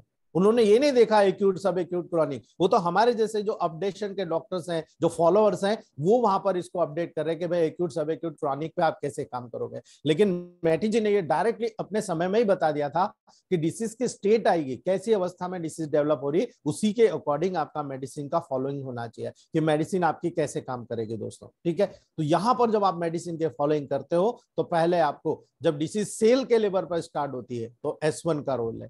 जब सेल से टिश्यू फ्लूइड पे चली गई, C2 का या S2 का रोल है दोस्तों। जब टिश्यू फ्लूइड से ऊपर होकर दोस्तों मसल्स या फाइबर या लिगामेंट तक चली गई, आप देखेंगे वहां पर थर्ड यानी S3 का रोल है। ठीक है, जब आपको लग रहा है कोई जेनेटिक एब्नॉर्मलिटीज हो गई और हार्डनेस हो गई, वहां पर S4 C4 का रोल है। लेकिन आपको लगता है कि नहीं, पूरी बॉडी में फैल गई और ग्लैंडुलर सिस्टम अफेक्ट हो गया, S5 C5 का रोल है। तो ये अकॉर्डिंगली आपको डिसाइड करना है, बस ये डिसाइड करना सीख लीजिए स्टेट के अनुसार, डिसीज के स्टेट के अनुसार। आप देखिए कोई भी पेशेंट आता है, आप लेबोरेटरी रिपोर्ट देखते हो, तो मैं बताता हूं लेबोरेटरी रिपोर्ट के हिसाब से आप क्या देखोगे। आप क्या देख रहे हो वहां पर? आप देख रहे हो पैथोलॉजिकल चेंजेस।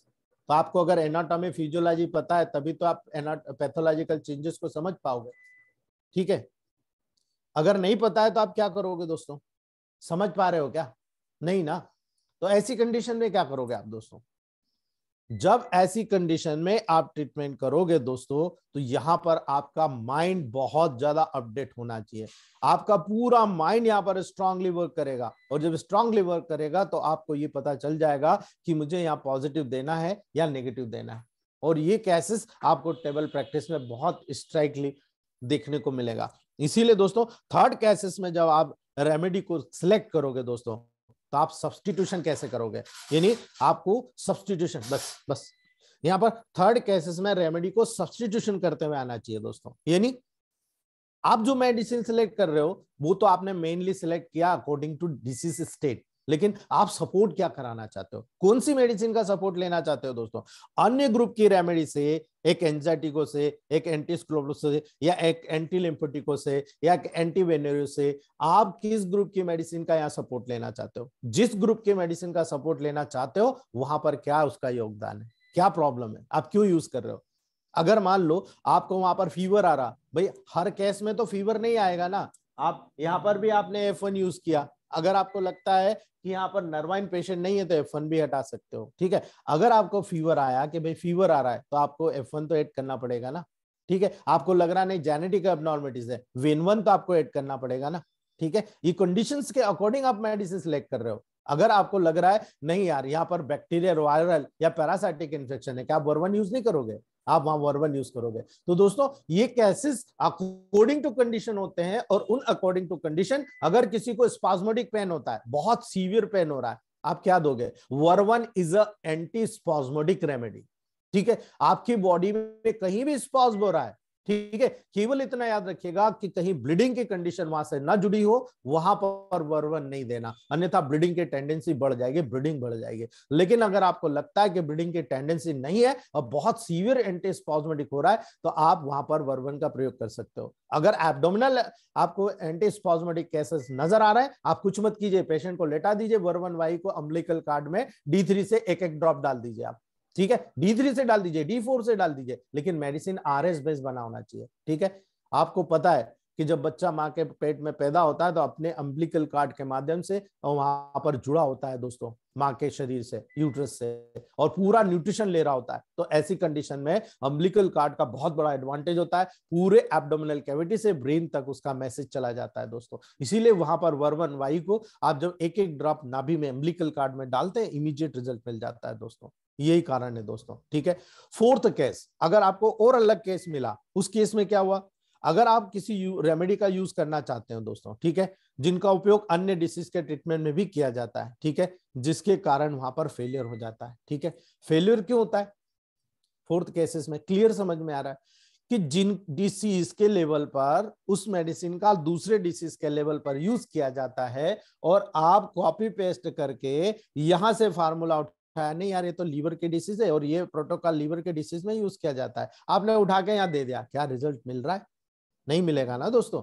आपको ऑब्स्टिकल नहीं चाहिए, रुकावट नहीं चाहिए, आपको डायरेक्ट वहां पर रिलैप्सेशन नहीं चाहिए, रिकरेंट ऑफ डिसीज नहीं चाहिए। तो आपको सबसे पहले ये सिलेक्ट करना पड़ेगा, ये सबसे पहला पॉइंट होता है कि ऑर्गन कौन सा अफेक्टेड है, और इलेक्ट्रोहोम्योपैथ की जितनी रेमेडीज होती है ऑर्गन के बिहाफ पे काम करती है। ठीक है, अब ऑर्गन के बिहाफ पे काम कर रही है, इसका मतलब ये नहीं कि ये मेडिसिन तुरंत ऑर्गन पे जाके काम करेगी। दोस्तों ये बहुत बड़ा मतलब फिलोसॉफिकल पॉइंट है। बहुत सारे लोग ये बोलते हैं कि सर आपने तो कहा था ये तो ऑर्गन पे जाके काम करेगी, लेकिन आप तो बता रहे हो सेल पे। तो भाई आपको पता होना चाहिए ना, सबसे छोटी इकाई सेल होती है, कई सेल मिलकर टिश्यू बनाते हैं, कई टिश्यू मिलकर ऑर्गन बनाते हैं। तो पहले सेल पे जाएगी, फिर टिश्यू में जाएगी, फिर ऑर्गन पे जाएगी, ऐसे नहीं कि ऑर्गन पे चली गई। ठीक है, इसलिए याद रखना कि जो भी मेडिसिन आएगी हम कहते हैं ऑर्गन्स की रेमेडी है। ऑर्गन्स की रेमेडी इन द सेंस यहाँ इस ऑर्गन में जो सेल्स है, आपने मान लो एक ऑर्गन की रेमेडी दिया, आपने मान लो S2 दिया, आपको गाल ब्लेडर भेजना है, आपको यूरिनरी ब्लेडर पे भेजना है, आपने H2C2 दिया। ठीक है, आपने H2C2 दिया तो सबसे पहले आपको जो ये H2 जहां काम करेगी वहां जाएगी, उसके बाद दूसरे ऑर्गन पे जाएगी। ऐसा नहीं कि केवल H2 और C2 केवल वहीं पर काम करती है। आप इसको थोड़ा नेगेटिव करो, आप देखो किडनी तक चली जाएगी। ठीक है, आप देखो थोड़ा नेगेटिव करो, लीवर तक चली जाएगी, लेकिन इसका काम तो गाल ब्लेडर पे, होलो मस्कुलर ट्यूबुलर ग्लैंड्स पर है। ठीक है, तो ऐसी कंडीशन में आपको यहाँ पर देखना पड़ेगा कि जो ट्रीटमेंट है वो ट्रीटमेंट कितना ऑथेंटिकली शूट हो रहा है। यानी आपको ऑब्स्टिकल रुकावट नहीं चाहिए, आपको ऑर्गन के लेवल को प्यूरिफाई करना है। तो सबसे पहले ऑर्गन के फंक्शंस को देखिए, कम या ज्यादा, उसी के अकॉर्डिंग आपको मेडिसिन सिलेक्ट करना, अर्थात पॉजिटिव नेगेटिव देखना पड़ेगा। ठीक है, याद रखिएगा इस चीज को। ये पूरी एक चेन है, जिस चेन को जिसने समझ लिया ना, वो इलेक्ट्रोहोम्योपैथ का परफेक्ट डॉक्टर। कुछ नहीं है इलेक्ट्रोहोम्योपैथ में, मैं ये मानता हूं, क्योंकि मैं 25 साल से कर रहा हूं और अब मुझे समझ में आ रहा है कि यार मुझे कभी 20 साल पहले कोई मेरे जैसा भी व्यक्ति मिल गया होता जो मुझे ये कंसिडरेशन दे चुका होता, तो आज मैं और मेरे जैसे कितने डॉक्टर जनरेट हो चुके होते हैं दोस्तों। लेकिन हमारे साइंस को पीछे लाने वाले कुछ लोग थे जिन्होंने कॉलेजेस डाल दिए, लेकिन नॉलेजेस कुछ नहीं मिला दोस्तों, और आज हम पीछे हैं। दोस्तों जब ट्रीटमेंट की बात आती है, आप अगर किसी व्यक्ति को ट्रीटमेंट दे रहे हैं तो थोड़ा सा सब्र रखिए। आप सब्र नहीं रखोगे तो पेशेंट तो बिल्कुल नहीं रखेगा। ठीक है, आपको कुछ समय कंटिन्यू करना पड़ता है। यानी कुछ मेडिसिन एक्यूटली काम करती है, कुछ मेडिसिन सबएक्यूटली काम करती है, कुछ मेडिसिन धीरे धीरे क्रॉनिकली काम करती है। यानी कुछ फास्ट काम करेगी, कुछ स्लो काम करेगी और कुछ मीडियम काम करेगी। ऐसे कंडीशन में क्या करोगे दोस्तों, जब तक सिम्टम डिसअपियर नहीं हो जाता, याद रखिएगा, जब तक सिम्टम डिसअपियर नहीं हो जाता मेडिसिन कंटिन्यू रखना है आपको। याद रखिएगा, प्राय कई कारण होते हैं दोस्तों, डिसीज वहां पर छिपी रहती है। यानी आपको जो डिसीज दिख रही है वो कैसी दिख रही है, सुपरफिशियल। क्या आपको पता है डीप में कौन सी सीटेड डिसीज है? नहीं ना। तो ऐसी कंडीशन में आप क्या करेंगे दोस्तों, मोर प्रोमिनेंट वहां पर पोजीशन से जब तक उसको बाहर नहीं निकाला जाता है वो डिसीज वहां पर प्रोमिनेंटली बस जाती है। सोरियासिस को देख लो आप, ल्यूकोडर्मा को देख लो आप, एक्जिमा को देख लो आप। ठीक है, क्या ये डिसीज सुपरफिशियल है? नहीं ना, डीप सीटेड है। अब डीप में कहां पर इसका ऑर्गेनिज्म बैठा हुआ है, कहां से इसको वो पूरा कर रहा है, चलो इधर जाओ, आप पतंग उड़ाते हो ना, चल इधर जा, चल इधर जा। ठीक है, ऐसे ही काम ये डिसीज का होता है जो डीप सीटेड डिसीज होती है। ठीक है, लंबे समय तक रहने के कारण क्रॉनिक केसेस में हमें बहुत सावधानी पूर्वक काम करने की जरूरत होती है दोस्तों। ठीक है, वहां पर इसलिए सावधानी करने की जरूरत होती है दोस्तों क्योंकि वो डीप सीटेड डिसीज होती है, और डीप सीटेड होने के कारण कौन कौन से ऑर्गन तक फैल चुकी है। यानी एक यहां पर अगर मान लो ये लोकर पार्ट है, ये मान लो नोज है, नोज से आप नीचे आए, यहां पर थ्रोट तक चली गई। ठीक है, अब थ्रोट में बार बार इरिटेशन हो रहा है और आप ट्रीटमेंट नोज का कर रहे हो, क्यों? क्योंकि थ्रोट का सारा चीज आपको कैसे मिलेगा, चीखे आना, ठीक है, रेडनेस होना, कंजेशन होना, ठीक है, पानी निकलना, ये सारा आपको यहां पर दिख रहा है। आप कहा बार बार नोज का ट्रीटमेंट करो, आपने कभी थ्रोट का करा? आपने गले का कभी करा? नहीं करा ना।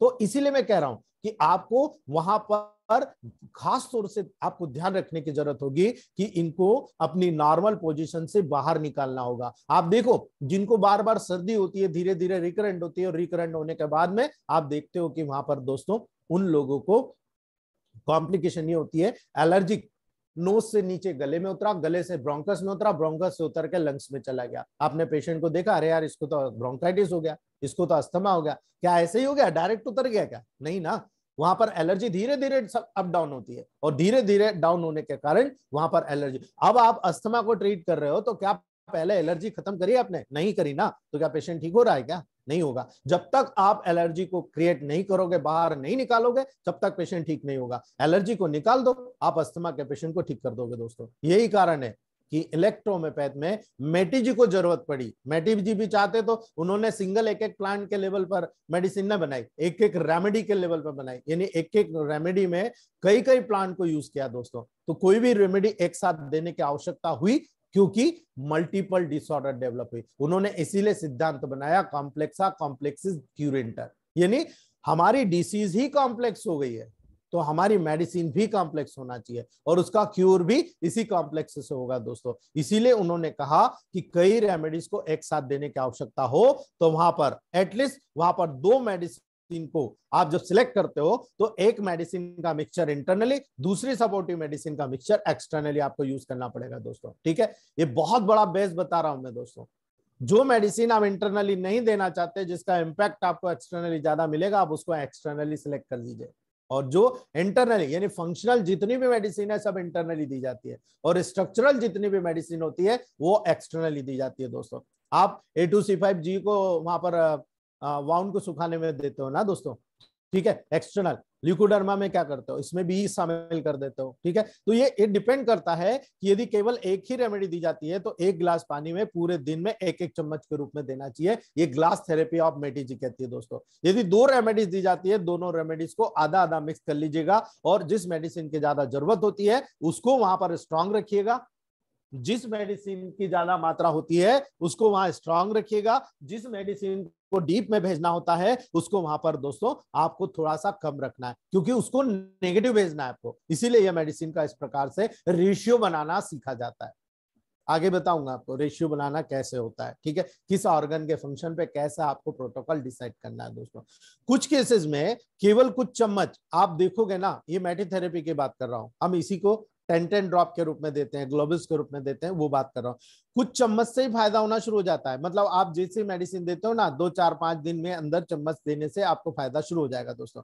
एक्यूट केसेस में यदि फीवर बहुत आवश्यक हो जाता है कि भाई फीवर को कंट्रोल करना है तो दोस्तों बहुत ही स्मॉल डोसेस को प्रति 5 मिनट पर भी देना पड़ता है। यानी F1 को 1 ग्लोबल्स को 1 गिलास पानी में घोल लीजिए और 1-1 चम्मच हर 5 मिनट में दीजिए जब तक फीवर उतर नहीं जाए दोस्तों। ये कैसे होता है, लेकिन हम जब हमारी टेक्निक से उपयोग करते हैं कंप्लीटली देखते हैं कि फीवर का कई कारण होता है और उन कई कारणों के लेवल पर हम जाते हैं तो हम सिलेक्ट करते हैं A3-1Y इन्फ्लामेटरी प्रोसेस को कवर करता है। आपने इसमें वहां पर F1 जोड़ दिया, फीवर को कंट्रोल करता है। आपने एंटी इन्फेक्शियस S10 को जोड़ दिया, this is the complete formula for any type of fever जो हमारी बॉडी में किसी भी इन्फ्लामेटरी प्रोसेस से जनरेट होता है। S10 आप इसको नोट कर लीजिए, आपके लाइफ में बहुत काम आने वाला है। S10 A3 F1 WR1 Y 10th dilution.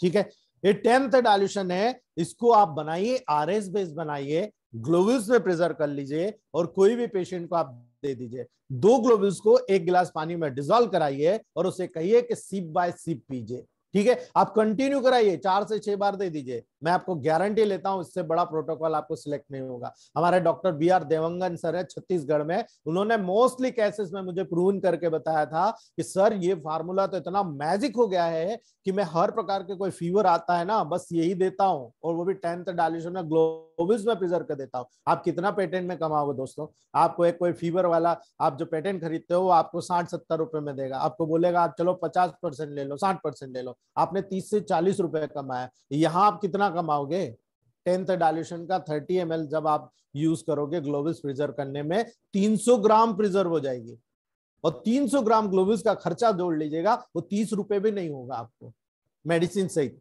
ठीक है, आप वहां पर जब यूज करोगे एक तो मैजिक दिखाओगे पेशेंट को और मैजिक दिखने के बाद में आप ज्यादा नहीं दोगे। आप कितना दोगे, 1 या 1.5 ड्राम 2 ड्राम।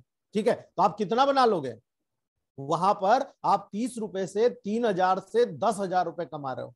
ठीक है, तो पेमेंट बहुत है दोस्तों लेकिन कम क्वांटिटी में ज्यादा पेमेंट आप कमा रहे हो दोस्तों, लेकिन आपको उसका बेस सीखना पड़ेगा दोस्तों। इसीलिए याद करिएगा, कई बार इलेक्ट्रोहोम्योपैथी रूल्स के अनुसार इंटरमीडिएट बीच में 2nd या 3rd डायल्यूशन से ट्रीटमेंट करना शुरुआत करना बहुत जरूरी होता है क्योंकि आपको पता नहीं है, पेशेंट बता नहीं पा रहा कि उसे 2 महीने पहले क्या था, साल भर पहले क्या था, 6 साल पहले क्या था। हमें कंप्लीट हिस्ट्री लेना पड़ती है। और हमारी हिस्ट्री मॉडर्न साइंस के जैसे नहीं होती। मॉडर्न साइंस अभी क्या है, चल टेस्ट करा, रिपोर्ट ला, उसके अकॉर्डिंग काम करता है। हम लोग काम करते हैं भाई आपको कितने समय से क्या क्या प्रॉब्लम है उसको बताइए आप, हमको पता लग जाएगा भाई शुरुआत कहां से हुई थी, यानी लोकल डिसीज कहां थी और अभी जब फैल गई है तो जनरलाइजेशन क्या होगा। तो हमको याद करना पड़ेगा कि यहाँ पर लोकल डिसीज यहां से शुरू हुई थी, इसी का हाई पोटेंसी मेडिसिन देंगे तो जो डिसीज फैली हुई है वो वापस उस लोकल डिसीज की तरफ चली जाएगी। जिस रास्ते से दूसरे ऑर्गन तक आई है उसी रास्ते से रिवर्स होकर वहां पर जाएगी दोस्तों, उसके बाद हम कंप्लीट क्योर कर पाएंगे। ये मॉडर्न साइंस नहीं कर पाएगा, ये केवल इलेक्ट्रोपैथ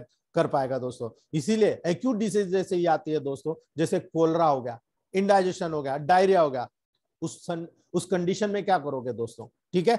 आप जब इस कंडीशन में सिलेक्ट करते हो H10C4W सिलेक्ट करते हो D6 में, आप डायरिया, कोलरा, इंडाइजेशन के केसेस, जब इस प्रकार के केसेस होते हैं जिसमें बहुत ज्यादा डिहाइड्रेशन होता है, क्या आप वेट कर सकते हो? पेशेंट 3 दिन तक बोले नहीं 3 दिन में आपको फायदा हो जाएगा, 3 दिन बाद फायदा लगेगा, जब तक तो पेशेंट निपट जाएगा, क्या करोगे आप? यही फार्मूला H10C4W का D6 में आप जब लिक्विड में दे रहे हो 10 ड्रॉप 4 to 6 टाइम, इसी को ग्लोबुल्स में प्रिजर्व करके दे दीजिए, ठीक है। और उसको कहिए कि आज 2 दिन के लिए फार्मूला दे रहा हूं, इसको आप कंटिन्यू करिएगा 15 दिन, लेकिन H10C4W में आपको दे रहा हूं, इसकी ग्लोबुल्स दे रहा हूं, ये ग्लोबुल्स को आप हर घंटे में खाइए, ठीक है। हर घंटे में खाने से स्ट्रॉन्गर डोज की जरूरत होती है दोस्तों, जो वहां पर न्यूट्रिशन देकर जो कंडीशन बिगड़ रही है सबसे पहले उससे वहां पर उसको सहन करने की शक्ति देगा, उससे वहां पर वापस अपने लेवल को मेंटेन करने की शक्ति देगा। इसीलिए दोस्तों आप लगातार वहां पर इस प्रकार का प्रयोग करते हो, या आपके पास एमएमपी ग्लोबुल्स बनी हो, आप तुरंत 10 to 20 ग्लोबुल्स को एक गिलास पानी में डिसॉल्व करा लीजिए, उसको कहिए हर घंटे में 1 चम्मच पी जाओ, ठीक है। आप देखोगे दोस्तों इमीडिएट रिस्पांस मिलेगा और पेशेंट तुरंत करेक्ट होना शुरू हो जाएगा दोस्तों। इसीलिए दोस्तों इसके बाद जब आप वहां पर मेडिसिन को जो भी डायल्यूशन में देना हो आप शुरू कर सकते हो, इससे इमीडिएट रिजल्ट मिलता है। हमारे ग्रुप के काफी सीनियर्स हैं जो इस प्रकार के प्रोटोकॉल्स को प्रूव कर चुके हैं, और जब रिजल्ट लिया जाता है दोस्तों 24 घंटे के अंदर डायरिया को डिसॉल्व कर दिया जाता है, डायरिया की प्रॉब्लम को खत्म कर दी जाती है। लेकिन हम लोग कहते हैं रिकरेंट ना हो, कमजोरी दूर हो, डिहाइड्रेशन दूर हो। C4 का मेन काम होता है मिनरलाइजेशन कैपेसिटी को बढ़ाना, H10 का मेन काम होता है वहां पर इंटेस्टाइन के फंक्शंस को मोटिवेट करना, उसको उसके फंक्शनल एक्टिविटी को इंक्रीज करके बैलेंस करना। और जो W का मेन काम होता है दोस्तों वहां पर न्यूट्रिशन देकर न्यूट्रल कंडीशन डेवलप करना। जब D6 दे रहे हो या थर्ड डायल्यूशन दे रहे हो, आप कर क्या रहे हो, नेगेटिव दे रहे हो, और नेगेटिव दोगे तो जितने सीक्रेशन है उसको रोकने का काम करता है दोस्तों, और रोकने के कारण वहां पर रिजल्ट हमको इमीडिएट देखने को नहीं मिला, थोड़ा समय लगा, ठीक है। और समय के बाद में जब वहां पर उसकी एनर्जी से ज्यादा हमारी मेडिसिन की एनर्जी पूरी बॉडी में चली गई, अब इतनी बड़ी बॉडी में आप थर्ड डायल्यूशन की एनर्जी दे रहे हो, 2 से 3 दिन तो लगेंगे ना भाई, इतनी जल्दी तो है नहीं कि अभी तुरंत काम हो जाएगा, इसलिए हमको वहां पर देने की जरूरत पड़ती है दोस्तों, याद रखिएगा। फर्स्ट डायल्यूशन में जाकर जब मेडिसिन देते हो सारे ऑर्गन के फंक्शंस को बढ़ा देगी दोस्तों, ठीक है। ग्लोबुल्स खाने के समय यदि आपने कोई भी पेय पदार्थ के साथ दिया दोस्तों, तो आप 2 या 3 बार खाने के साथ 5 ग्लोबुल्स को दे सकते हो दोस्तों। एक बार में 2 से 5 ग्लोबुल्स आप दे सकते हो, या 2 प्रकार की रेमेडीज अगर आप साथ में देते हो तो उसे अल्टरनेट करके 10 मिनट के गैप रख के, याद रखिएगा दोबारा नहीं बताऊंगा, कोई भी मेडिसिन का जब गैप रखोगे तो 10 मिनट में पूरा डिसॉल्व होकर वो रेमेडी हमारी बॉडी में जा चुकी होती है। तब जब दूसरी रेमेडी ली जाती है तो उसके बीच में कोई इंटरकनेक्शन नहीं होता है, कोई भी उनमें कि मैं काम करूंगी वो ऐसा रोल नहीं होता। 10 मिनट में पूरा आपके बॉडी में जा चुकी होती है, क्योंकि हमारी जो मेडिसिन है अगर ग्लोबल्स में दे रहे हो तो यहाँ पर लिंगुअल ग्लैंड्स होती है, सबलिंगुअल ग्लैंड्स, ठीक है। वो सबलिंगुअल ग्लैंड में ग्लूकोज नहीं होता क्योंकि वो सैलाइवरी ग्लैंड का सीक्रेशन करती है, वो सैलाइवरी ग्लैंड होती है, तो वहां पर ग्लूकोज नहीं होता, इसलिए ग्लूकोज तुरंत अडॉप्ट कर लेते हैं और अपने एनर्जी के साथ में वहां पर तुरंत मेडिसिन को वहां पर फॉलो कराती है और तुरंत वहां पर रिजल्ट आपको देखने को मिलता है। लेकिन अगर आप डिसॉल्व करके देते हो तो डिसॉल्व करके मेडिसिन स्टमक में जाएगी, पूरे डाइजेशन में भाग लेगी और डाइजेशन के बाद आपके शरीर के रूम में ऊपर काम करेगी, उसमें टाइम लगेगा। इसीलिए टाइम लगाने के लिए H10C4W D6 में टाइम लग रहा है, हमने डायरेक्ट ग्लोबल्स में चूसने को दे दिया, इमीडिएट रिजल्ट ले लिया हमने, ठीक है। तो ये प्रोसेस होती है, जब तक आप प्रैक्टिकल अप्रोच डेवलप नहीं करते हैं आपकी ये प्रोसेस नहीं आएगी दोस्तों। और यही बेस किसी भी साइंस में बहुत महत्वपूर्ण होता है कि आपका बेस क्या है, आप काम कैसे करते हो दोस्तों, ठीक है। कई बार ऐसा होगा, कई केसेस आपको ऐसे मिलेंगे, अरे ये लिक्विड विक्विड हम नहीं लेंगे, हमको डायल्यूशन लेना बहुत मुश्किल है, ठीक है। तो आप क्या करोगे, आप उसी डायल्यूशन को ड्राई ग्लोबुल्स में प्रिजर्व कर लो दोस्तों। उसी डायल्यूशन के ग्लोबुल्स को प्रति आधे घंटे पर या 1 घंटे पर उसी दिन के हिसाब से कितनी बार आप देना चाहते हो दोस्तों, वहां पर सिलेक्ट कीजिए। 3 से 5 ग्लोबुल्स को प्रत्येक खाने के पहले या खाने के बाद, आप कैसे देना चाहते हो, ठीक है, वहां पर आप दे सकते हो। ड्राई रूप में टंग में डिजोल्व करा के दे सकते हो। उसी को आप 1 ग्लोबुल्स को या 5 ग्लोबुल्स को 3 ग्लोबुल्स, जो आप अकॉर्डिंग टू कंडीशन सेलेक्ट करते हैं, वहां पर उसको पानी में डिजोल्व करके भी दे सकते हो। ठीक है, आपको पता है अगर ड्राई ग्लोबुल्स में चूसने को दिया इमीडिएट रिस्पांस मिलेगा, अगर आपने डाइल्यूट करके दिया वहां भी रिस्पांस मिलेगा। क्यों मिलेगा, क्योंकि जो ग्लोबुल्स को घोला जाएगा पानी में, वो ग्लोबुल्स अपनी मेडिसिन को लेकर जो एनर्जी के रूप में स्टोर है, वो जब लेकर जाएगा तो वो जब पानी में घुलेगा ना तो गैसेस स्टेट में कन्वर्ट हो जाएगा।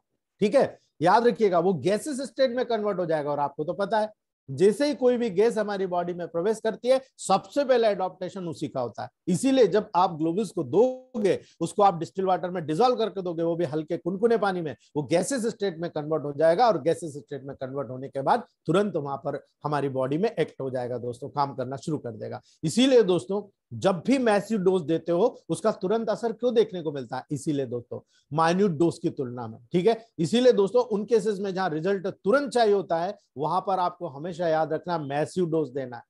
आपको जल्दी रिजल्ट चाहिए ना, मैसिव डोज दीजिए आप दोस्तों। और जहां पर आपको लगता है, ठीक है, अब मैसिव डोज कहां पर देना है आपको, कोई आदमी फीट्स में चला गया, फैंटिंग फीट्स आ रही है, क्रैम्प आ रहा है, पैरालिसिस हो रहा है, ठीक है, सी सिकनेस हो रहा है, यानी समुद्र में जाकर उसको वीकनेस आ गई, वोमिटिंग जैसे कंडीशन हो गए, ब्रोंकियल ट्यूब्स में यहाँ पर म्यूकस में कहीं ना कहीं प्रॉब्लम आ रही है, बहुत ज्यादा म्यूकस इकट्ठा हो गया, हम क्या देते हैं, C13 भी देते हैं ना ग्लोबुल्स में, क्या करता है तुरंत कप बढ़ा देता है और कप बढ़ाकर सारा म्यूकस निकाल देता है। उसी को D6 में दे दो, कप बंद हो जाता है। ठीक है, चिल्स, किसी को ठंड लग रही है, गर्मी देना है, डेफिनेटली पॉजिटिव देना पड़ेगा। अगर कहीं पर सपुरेशन को अरेस्ट करना है, यानी मान लो ये बॉयल हो गया, थोड़ा हो गया, कच्चा है, आप क्या कर रहे हो, C4G को वहां लगा दिया और उसकी हॉट कंप्रेस किया, वही C4G पॉजिटिव में आपने दे दिया, क्या करेगा वो, जो फोड़ा कच्चा है 1 या 2 या ज्यादा से ज्यादा 3 दिन में पका के फोड़ के बाहर निकाल देगा। ये मैसिव डोज का काम है। उसी को नेगेटिव कर दो, नेगेटिव से आप वहां पर ड्रेसिंग करो, नेगेटिव से दोस्तों आप, या वहां पर जो आपने C4G देकर फोड़ा या C5G देकर फोड़ा, आप उसी को कोल्ड कंप्रेस कर दो, हॉट मत करो। हॉट करने से पक गया, फूट गया, आपका काम खत्म।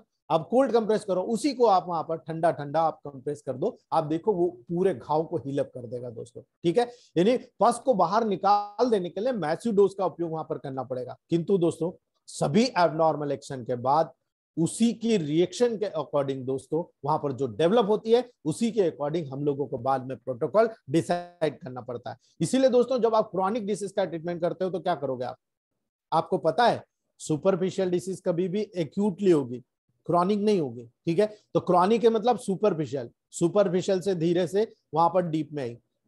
ठीक है, डीप से कहां गई और डीपर लेयर में गई, और डीपर लेयर से कहां गई, वहां पर और ज्यादा बोन के लेवल तक चली गई। ठीक है, जहां से हमारी बॉडी जुड़ी होती है मसल्स सबक्यूटेनियस टिश्यू के लेवल पर, यानी epidermis, dermis, subcutaneous tissue, connective tissue and then bone, muscle, ligament, fibre, इस प्रकार से वहां पर चली गई दोस्तों। तो जब आप क्रॉनिक डिसीज के केसेस में जाओगे तब क्या करना पड़ेगा, आपको सबसे पहले डिसीज को उखाड़ना पड़ेगा जड़ से। आप जड़ पे काम करते हो, इसीलिए आपको टाइम लगता है। और ये टाइम किसके अकॉर्डिंग होता है, आपको हमेशा माइंड में फिक्स रखना। पेशेंट को आप डायरेक्टली मुंह पे बोलिए, अगर आपने नहीं बोला पेशेंट टूट जाएगा, दूसरे डॉक्टर को पकड़ लेगा। आप डायरेक्टली बोलिए, हम ये मानते हैं, हमारा फिलोसॉफी ये कहता है, एनाटॉमिकल, फिजियोलॉजिकल, पैथोलॉजिकल बैकग्राउंड पे इलेक्ट्रोमेपैथ की डिसीज जब किसी डिसीज को क्यूर करती है, वो इस बात पर डिपेंड करता है कि वो ऑर्गन हार्ट से कितनी दूर पे है। याद रखिएगा, हार्ट से कितनी दूर है, वहां पर उसी के अकॉर्डिंग काम होता है। तो अगर आपके पास स्किन डिसीज आती है तो क्या होता है, सबसे दूर होती है स्किन हमारी हार्ट से, लंबी होती है, लार्जेस्ट ऑर्गन है हमारी बॉडी का स्किन। तो स्किन की कोई भी डिसीज हो देर से ठीक होती है, आप देख लो आपके टेबल प्रैक्टिस में। ठीक है, अब स्किन से अगर मान लो लंग्स की बात, हार्ट से हम लंग्स की बात कर लें, या हार्ट के स्वयं की बात कर लें, या डाइजेस्टिव ट्रैक्ट की बात करें, तो स्किन की तुलना में तो बहुत पास में होता है। तो क्या ये ठीक नहीं होंगे, फटाफट ठीक होते हैं दोस्तों, जल्दी ठीक होते हैं। इसीलिए दोस्तों जब भी कभी आप किसी कंसिडरेशन में किसी प्रोटोकॉल को डिसाइड करते हो, तो आपको जैसे एक उदाहरण बता रहा हूं, 5 से 10 ग्लोबुल्स आपने P1 का दिया, क्या करेगा दोस्तों, तुरंत एक्सपेक्टोरेशन को बढ़ा देगा, क्योंकि पेक्टोरल मतलब समझ में आया ना, एक्सपेक्टोरेशन को बढ़ा देगा दोस्तों। इसीलिए ब्रोंकियल ट्यूब्स में अगर कंजेशन आता है दोस्तों, उसको तुरंत रिलीफ प्रदान करता है, क्योंकि ये वहां पर एक फिनोमिना को फॉलो करता है। P1 देने से ऑक्सीजन लेवल बढ़ता है, ऑक्सीजन लेवल बढ़ने से टिश्यू के लेवल पर एटीपी बनती है, एनर्जी जनरेट होती है, और वहां पर जितनी भी हेल्दी प्रोसेस होगी, ग्रोथ और रिपेयर होगा, उसको भी प्रमोट किया जाता है। इसीलिए यहां पर जब आप P1 को इस्तेमाल करते हो तो जो ब्रोंकस में से एक्सपेक्टेशन को बाहर निकलता है, तो जो ऑक्सीजन की कमी हो रही ना, उस ऑक्सीजन की कमी को भी साथ में पूरा कर जाता है। इसीलिए जब भी कोरोना के काल में हमने P1 दिया था, हमारे पेशेंट का जो भी ऑक्सीजन लेवल 68, 70 था, 24 घंटे में हमने 94, 95 में पहुंचाया दोस्तों। 90,000 पर्सन का मैंने अकेले ने प्रमोट किया है दोस्तों, 90,000 लोगों पे। और हमारे ग्रुप के जो मेंबर्स है, अगर हम उनकी क्वांटिटी गिन ले तो लाखों में होती है दोस्तों। इसीलिए मैं आपको सिंपल सी बात मैंने उदाहरण के तौर पे बताई। जब आप वर्मीफिगो ग्रुप की 5 ग्लोबल्स देते हो दोस्तों, आप देखोगे वर्मीफिगो ग्रुप की जब आप 5 ग्लोबल्स देते हो ना दोस्तों, कोई भी नर्वस अटैक आ जाए पेन का, ठीक है, कोई भी पार्शियल कॉन्स्ट्रिक्शन हो रहा है वहां पर, स्टमक में हो रहा, कोई क्रैम्प्स हो, कई बार आप देखते हो स्टमक में पेन होता है, वर्मन दे दो, ठीक है। वम यानी वम मतलब यूट्रस, यूट्रस में क्रैम्प आ रहा है दोस्तों, आप वहां पर अकॉर्डिंग टू रेमेडीज वहां पर वर्वन का सपोर्ट दे दीजिएगा। आप देखिएगा, क्योंकि वर्वन इज अ एंटी स्पाज्मेटिक रेमेडी। कहीं पर भी स्पाज्म आ रहा हो, आपको टेंशन लेने की जरूरत नहीं, वर्वन ऐड कर दीजिए दोस्तों। जब आप स्क्रोप्लोसो की 5 से 10 ग्लोबल देने पर आप यूज करते हो, तो आप देखो किसी भी व्यक्ति की बेहोशी को छूट कर सकते हो, दूर कर सकते हो, क्रैम्प्स को देखो ठीक कर सकते हो दोस्तों। आप जब कोई आदमी अनकॉन्शियस हो जाता है, आप क्या करते हो, आप S1 और आरी के एक एक ड्रॉप दोनों नोज में, S1 के एक एक ड्रॉप दोनों नोज में, उसके बाद आरी के एक एक ड्रॉप दोनों नोज में डाल देते हो, और आप घड़ी को देखते हो, 2 मिनट के अंदर पेशेंट होश में आ जाता है। क्या हुआ भाई ऐसा? मॉडर्न साइंस क्यों नहीं होश में ले पाया? दूसरा अन्य साइंस क्यों नहीं होश में ले पाया? और यही से मेरा दिमाग चला, मैंने पूरा स्मेल थेरेपी इजाद किया दोस्तों। इलेक्ट्रोमोपैथ की सारी मेडिसिन को मैंने स्मेल करा कर ठीक करना सीखा है दोस्तों, और उसका पूरा एक मैंने सेमिनार ऑर्गेनाइज कराया, मैंने सारे डॉक्टर्स को बताया, और हमारे ग्रुप के डॉक्टर्स इतने मोटिवेटेड, नए नए प्रोटोकॉल्स को उन्होंने प्रूव करना सीखा, और उन्होंने बहुत बड़े बड़े रिजल्ट लिए। अभी हमारे डॉक्टर गौरव सर है, उन्होंने कहा सर मैं एक पेशेंट को बहुत ज्यादा बॉडी पेन हो रहा था, मैंने सोचा कि मैं इसको स्मेल थेरेपी करा के रिजल्ट लूंगा, बिठा लिया मैंने 1 घंटा, मैंने C4S1W का D4 बनाया, RS20 बनाया, और 5 ड्रॉप कॉटन पे डालकर उसको सूंघने को दे दिया। 10 मिनट बाद पेशेंट बोलता है सर मैं जाऊं? मैंने पूछा भाई क्यों क्यों जा रहे हो, दवाई दूं? अरे सर मेरा दर्द ही बंद हो गया, आपको दवाई क्या लूंगा मैं अब? ठीक है, ये रिजल्ट मिलता है। और ये चीज हम लोग ऐसे नहीं इजाद कर सकते, इसके लिए प्रैक्टिकल करना पड़ता है भाई। साइड इफेक्ट भी होते हैं, बहुत बार साइड इफेक्ट भी होते हैं, आपको पता होना चाहिए ये साइड इफेक्ट हुआ तो मैं कैसे रोक सकता हूं, ठीक है। तो ये सारी चीज most welcome in our EH family. हम पॉजिटिव नेगेटिव दोनों बताते हैं कि मेडिसिन का काम ऐसा होगा तो ऐसा होगा, ऐसा होगा तो ऐसा होगा, और यही चीज हम लोगों के लिए मोटिवेशन का रोल अदा करती है दोस्तों। जब आपको ऐसा लग रहा है कि एंजाइटी को ग्रुप की मेडिसिन दी आपने, तो एंजाइटी को ग्रुप की मेडिसिन क्या करेगी? ब्लड सर्कुलेशन को बढ़ा देगी, तो दबा हुआ मेंसेस जो होता है ना, खुल के आने लगता है। हार्ट की एक्शन अगर कम होती है, उसको बढ़ाने का काम करती है। एंजाइटी को ग्रुप की मेडिसिन को जब हीमोरेज में देते हो दोस्तों, तो वहां पर हीमोरेज होने की शंका को बढ़ा देती है अगर पॉजिटिव में देते हो। और हीमोरेज होता है दोस्तों, तो आप केवल 1 ग्लोब्यूल्स को वहां पर 1 लीटर पानी में या 1 गिलास पानी में डिजोल्व कीजिएगा, और वहां पर इसीलिए कहा जाता है आप A5 ले लो, ठीक है, या A4 ले लो, A1B, आप 1 ड्रॉप A4 की आप वहां पर डाल दो दोस्तों, डिस्टिल वाटर के 1 गिलास में, 180 ml वाटर में, उसको हिला लो और 1-1 चम्मच उसको हर 10 मिनट में पिला दो। आप देखो ब्लीडिंग कैसे बंद नहीं होती, इमीडिएट ब्लीडिंग स्टॉप हो जाती है। बॉडी के किसी भी पार्ट से ब्लीडिंग हो रही है, इमीडिएट बंद हो जाती है दोस्तों, ठीक है। हिमोरेज की बात करें तो हिमोरेज में A2L1B का D6 मास्टर रेमेडी है दोस्तों। A2L1B का D6 आप MMP ग्लोबल्स में बना लीजिए, या डायरेक्ट आप डिस्टिल वाटर में बना के पेशेंट को दे दीजिए, ठीक है। आप उसको कहिए कि 1-1 चम्मच आप हर घंटे पे 1 गिलास पानी में डाल के ले लो दोस्तों। 2 या 3 दिन के बाद है किसी भी प्रकार का हिमोरेज होता है, तुरंत बंद कर देता है दोस्तों, ठीक है। इसीलिए दोस्तों सबसे इंपॉर्टेंट हो जाता है एक्सटर्नल ट्रीटमेंट। जब आप वहां पर एक्सटर्नल ट्रीटमेंट के लिए जो यूज होने वाला डोज होता है ना, यही हमारे इलेक्ट्रोमोपैथिक डॉक्टर को बहुत ज्यादा डिफेक्ट करता है, परेशान करता है, क्योंकि इंटरनली तो वो कुछ भी अकॉर्डिंगली कंडीशन वहां पर दे देता है, ठीक है। लेकिन जब कोई डिसीज में कुछ रेमेडीज दोनों जरूरत होती है, तब वहां पर प्रॉब्लम क्रिएट होता है। तो हमें वहां पर कुछ को इंटरनल कुछ को एक्सटर्नल देना पड़ता है। तो जो इमरजेंसी रेमेडी होती है उनको इंटरनल दे दो, जो एक्सटर्नल रेमेडी होती है सपोर्ट करने के लिए एक्सटर्नल दे दो दोस्तों। यानी डिसीज पर रेमेडी के एक्शन होने लगे और वहां पर जब आपको उसका रिजल्ट मिलने लग जाता है दोस्तों, तो डोज को आपको साधारणतः बढ़ा देना चाहिए दोस्तों। यानी आपने किसी को प्रोटोकॉल दिया और उस प्रोटोकॉल से आपका रिजल्ट आ गया, ठीक है। थ्रॉट पेन हो रहा है, आपने P3 C13 L1 A3 वर्बन Y भी दिया, ठीक है, आपको दर्द भी बंद हो गया, आपको रिजल्ट भी आने लग गया। आपको कंप्लीट क्योर करना है, वही प्रोटोकॉल सेकंड टाइम बना के दो और उसको पहले आपने 10-10 बूंद दिया, अभी 15 कर दो।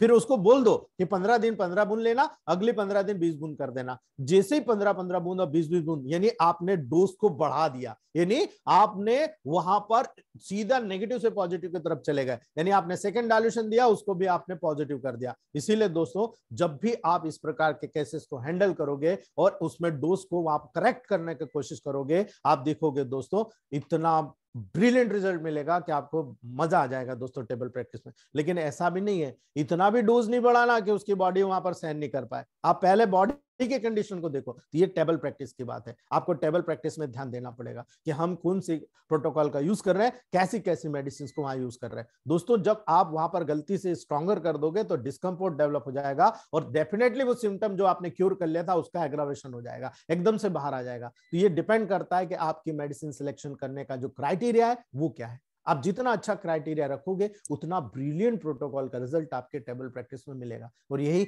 हमारे ग्रुप का मेन मोटिवेशन पॉइंट है। हमारे ग्रुप के जो डॉक्टर्स हैं एक दूसरे को इसी लेवल पर गाइड करते हैं दोस्तों। कुछ विशेष कंडीशन होती है दोस्तों, जहां ड्रग ट्रीटमेंट के बाद या जब वहां पर फंक्शन देखोगे, आपने ट्रीटमेंट किया और देखा कि व्यक्ति का फंक्शन स्लगिश हो गया दोस्तों, तो क्या करेंगे दोस्तों? तो पहले मैसिव डोज देकर उस ऑर्गन को कार्य करने की क्षमता को बढ़ाना पड़ेगा, उसको स्ट्रांग करना पड़ेगा। और जैसे आप स्ट्रांग कर दोगे दोस्तों, आपका जो भी प्रोटोकॉल आपने दिया ना वो बहुत अच्छे से फॉलो करेगा, क्योंकि उस ऑर्गन में सहन करने की शक्ति नहीं थी, आपने दे दी। और जैसे शक्ति डेवलप हो गई, आप देखेंगे काम बहुत तेजी के साथ होना शुरू हो जाएगा दोस्तों।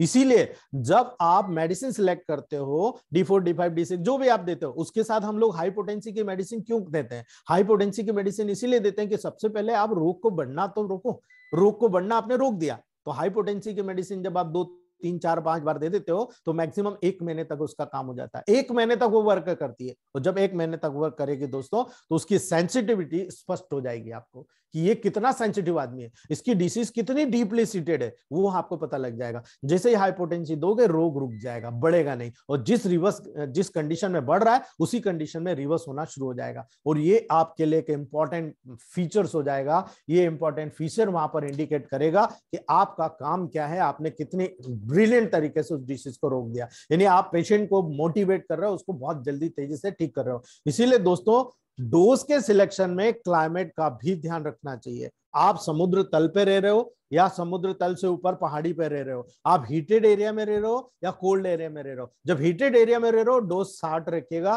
कम रखिएगा। लेकिन अगर आपको लगता है कि आप कोल्ड एरिया में रह रहे हो, डोज को स्ट्रांग रखिएगा दोस्तों। यानी वार्म वेदर में यहाँ पर एयर में इलेक्ट्रिसिटी ज्यादा होती है दोस्तों, वहां पर आपको कोल्ड वेदर की तुलना में डोज स्मॉलर देना चाहिए, कम देना चाहिए। और हमें अच्छी तरह से ओवरडोज के सिम्टम के बारे में भी जानकारी होना चाहिए दोस्तों। यानी आप क्या डोज दे रहे हो, क्या डोज वहां पर आप प्रीफर कर रहे हो, वो आपके लिए सबसे इंपॉर्टेंट होता है दोस्तों।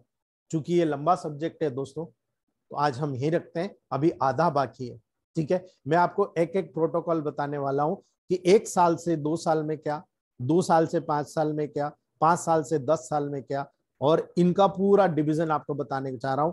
मैंने आपको पहले ही बता दिया था स्ट्रॉन्गर डोज क्या होता है, लाइटर डोज क्या होता है, माइन्यूट डोज क्या होता है, ठीक है। वो मैंने इसीलिए पहले बता दिया था ताकि आपको यहाँ पर समझ में आए। तो दोस्तों आज हम इतना ही रखेंगे। अगर किसी को क्वेश्चन से प्रॉब्लम है तो प्लीज आप पूछ सकते हो। सर जी जी तो जनरल टॉनिक आपने जो बताया है जी उसमें 7 ml 5 ml है, तो ये पॉजिटिव है नेगेटिव है? जी जो जनरल टॉनिक आपने बताया ये S1 में 7 ml डालना है, हाँ तो वो जनरली वही डोज रखना है या पॉजिटिव नेगेटिव सर, में? ये बेस बताया मैंने। बेस समझते हो क्या बोलते हैं, बेस किसको बोलते हैं हम? वो तो नहीं समझ में आया सर। नहीं समझ में आया तो आप क्यों इलेक्ट्रोपैथ में हो सर? बेस का मतलब होता है कि ये आधार है, आप ये बना के रख लीजिए आपके पास। इसको कैसे चलाना है वो मैं आगे बताऊंगा आपको। ये आधार है आपके पास, ये आप मैक्सिमम मान के चलो 500 डीसीज पे काम करेगा, 500 डीसीज को। इसके चलाने का तरीका मैं बताऊंगा सेकंड सेम में, जब सेल शुरू करूंगा। अभी बता दूंगा तो कुछ भी समझ में नहीं आएगा। इसको मैं बताऊंगा कि सेल का फंक्शन क्या होता है और किस मेडिसिन को, यानी मान लो आपका लीवर खराब हो गया, आप लीवर में कैसे चलाओगे, ठीक है। और इसके बिहाफ पर चलाओगे तो केवल ऑर्गन की रेमेडी डाल दीजिए इसमें, और आप देखिए आपका रिजल्ट आ गया। 24 घंटे में रिजल्ट नहीं मिले तो मेरा जनरल टॉनिक फेल है, ठीक है। आप क्या चाहते हो, आपका पेशेंट 24 घंटे में रिजल्ट बताए, ये चाहते हो कि नहीं?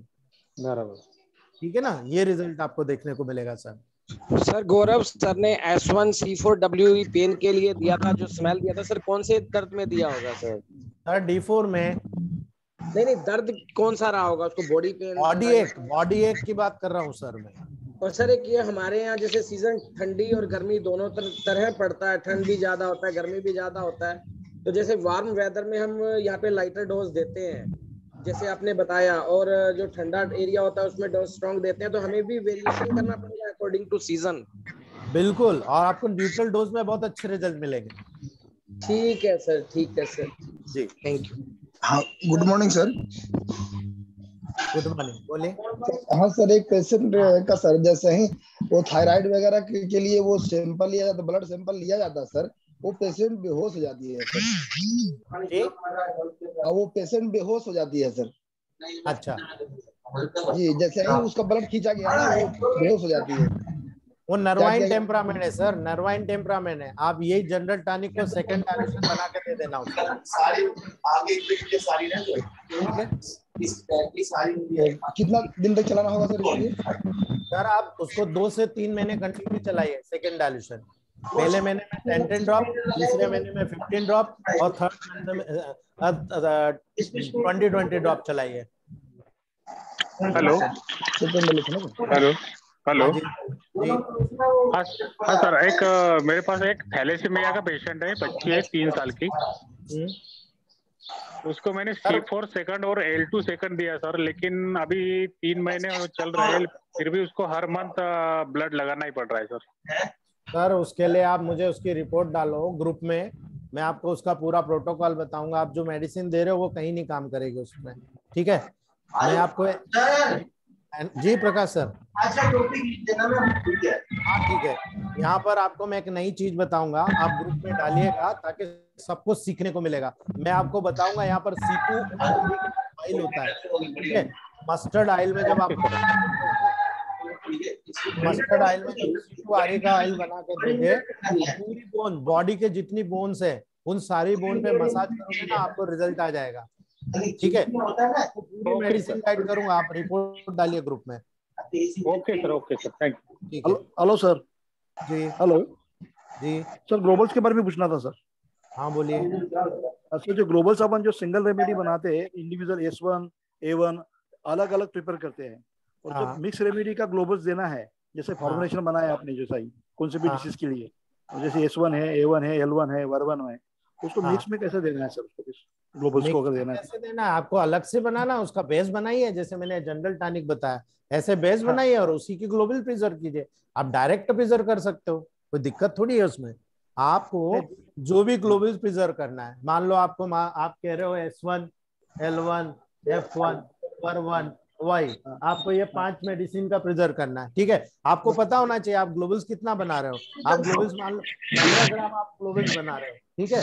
आप 15 ग्राम ग्लोबल्स वाले फाइल में आप इसको ले लो। मैंने आपको बताया है 30 ग्राम वाले में आप अगर डालोगे मैक्सिमम 60 से 70 ड्रॉप डालना है। जब आप 15 ग्राम वाले में जाओगे तो 35 मैक्सिमम 30 से 35 ड्रॉप डालना है। तो आप पहले सबसे पहले ये जो 5 मेडिसिन है, 7 पंजा 35, 7 ड्रॉप आप इक्वली उस फाइल में डाल लो, और उसके बाद ग्लोबल्स को इसमें डाल दो, और उसको कैप लगाकर अच्छे से मिक्सअप कर दो, हल्का सा शेक कर दो, ये प्रिजर्व हो गया ग्लोबल्स। आप डायरेक्ट उसको दे दो, ये तरीका है। ठीक है, थैंक यू सर। सर जी कोई लेडीज में मेडिसिन प्रोटोकॉल में A3 देना था, तो मेंस के पीरियड में वो मेडिसिन स्टॉप लगा के स्नान कर लूंगा। A3 देना हो कोई दिक्कत नहीं है, आप A3 बिंदास दे सकते हो, लेकिन A1 और A2 देना थोड़ा सा गड़बड़ कर देगा। A1 दोगे तो बढ़ा देगा, A2 दोगे तो घटा देगा, ठीक है। इसलिए आप A3 देना हो तो बिल्कुल दो, कोई दिक्कत नहीं। लेकिन अगर आपके फार्मूले में A1 और A2 मिला हुआ है, उसको बोल दो 5 दिन के मैच आपको नहीं लेना। Thank you. Hello sir, sir जो ग्लोबल्स है वो डीजल में प्रिपेयर कर सकते हैं सर हम? किस चीज के लिए? नहीं, बिल्कुल नहीं, डीजल में नहीं, प्योर आरएस में बनेगा। डीजल में तो डीजल हो जाएगा सर। नमस्कार जी। Thank you. नमस्कार जी। नमस्ते सर। हम ये डायलेशन बनाते हैं, इसमें गोली बनानी हो तो जैसे 10वां बनाना है तो 9 से लेके 10वें में 147 बना सकते हैं जी आरएस लेके? बिल्कुल बना सकते हो सर, उसको आप आरएस बेस बनाओ और उसके बाद ग्लोबल्स को प्रिजर्व कर लो आप। हम लोग बैक पोटेंसी बुलाते हैं, इसीलिए तो बुलाते हैं सर। हम इतना डायल्यूशन कैसे अपने क्लिनिक पे बना के रख पाएंगे, जगह ही कम पड़ जाएगी, ठीक है। इसलिए हम बैक पोटेंसी बुलाते हैं। 9 तो बुला लिया, 10 तो मैं बना लिया उसको आरएस में, और उसको आप ग्लोबल में प्रिजर्व कर लो। 29 बुला लिया, 30 बना लो, उसको ग्लोबल्स में प्रिजर्व कर लो, ठीक है। कुछ चीजें तो इतनी मिरेकल चलती है, आपको 1 किलोग्राम ग्लोबल्स खत्म हो जाएगी महीने में। जैसे S2 C10 मैं बताऊंगा आगे आपको 1 बाय 1 कुछ MMP ग्लोबल्स बताऊंगा, जो आपको बताना मैं इसलिए भी नहीं चाहता हूं कि जब उसका लॉजिक आएगा ना कि ये मेडिसिन यहाँ पर ऐसे ऐसे ऑर्गन के लेवल पर ऐसे ऐसे काम करती है, तब आपको बेसिक समझ में आएगा कि ये मेडिसिन कैसे काम कर रही है। अभी मैंने बता दिया तो फिर वहां नहीं बता पाऊंगा, मैं पूरा मिसअप हो जाएगा, और वो चीज मैं नहीं चाहता। मैं 16 महीने में आपकी कोई कमी नहीं देखना चाहता हूँ, क्योंकि वो कमी आपकी नहीं मेरी रहेगी। अगर मैंने 16 महीना का कोर्स किया है वो बेस होगा आपका, ठीक है, मेरे हिसाब से बेस बनाऊंगा। सर ठीक है तो जी प्रकाश सर। सर ये जनरल क्रूड से सीधा D1 बनाइए, जनरल का D1, जनरल टॉनिक का D2, जनरल टॉनिक का D3। ये आरएस बेस बनता है ना सर? हाँ, आरएस बेस बनाया तो आरएस बेस बनेगा, और उसको आप अपने पास स्टोर करके रखे। दोस्तों कल मैं शादी में चला गया था, इसलिए आपको जो प्रॉमिस किया था वो पूरा नहीं कर पाया। कल सैटरडे और संडे है, मेरी छुट्टी है 2 दिन के। आपको मैं पूरी चीज डालने वाला हूँ वीडियो बनाकर।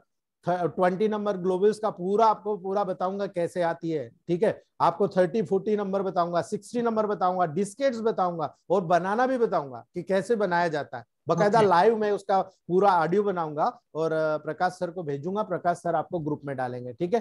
पूरा डिटेल बताऊंगा आपको, क्वालिटी भी बताऊंगा कि देखो कौन सी कंपनी की कैसी क्वालिटी होती है। मेरे पास सारी चीजें हैं दोस्तों, मैं सब आपको लाइव बताने वाला हूँ, ठीक है। ठीक है दोस्तों, आज लंबा हो गया थोड़ा। Good morning sir. Good morning Gaurav sir. Thank you sir. कैसे सर?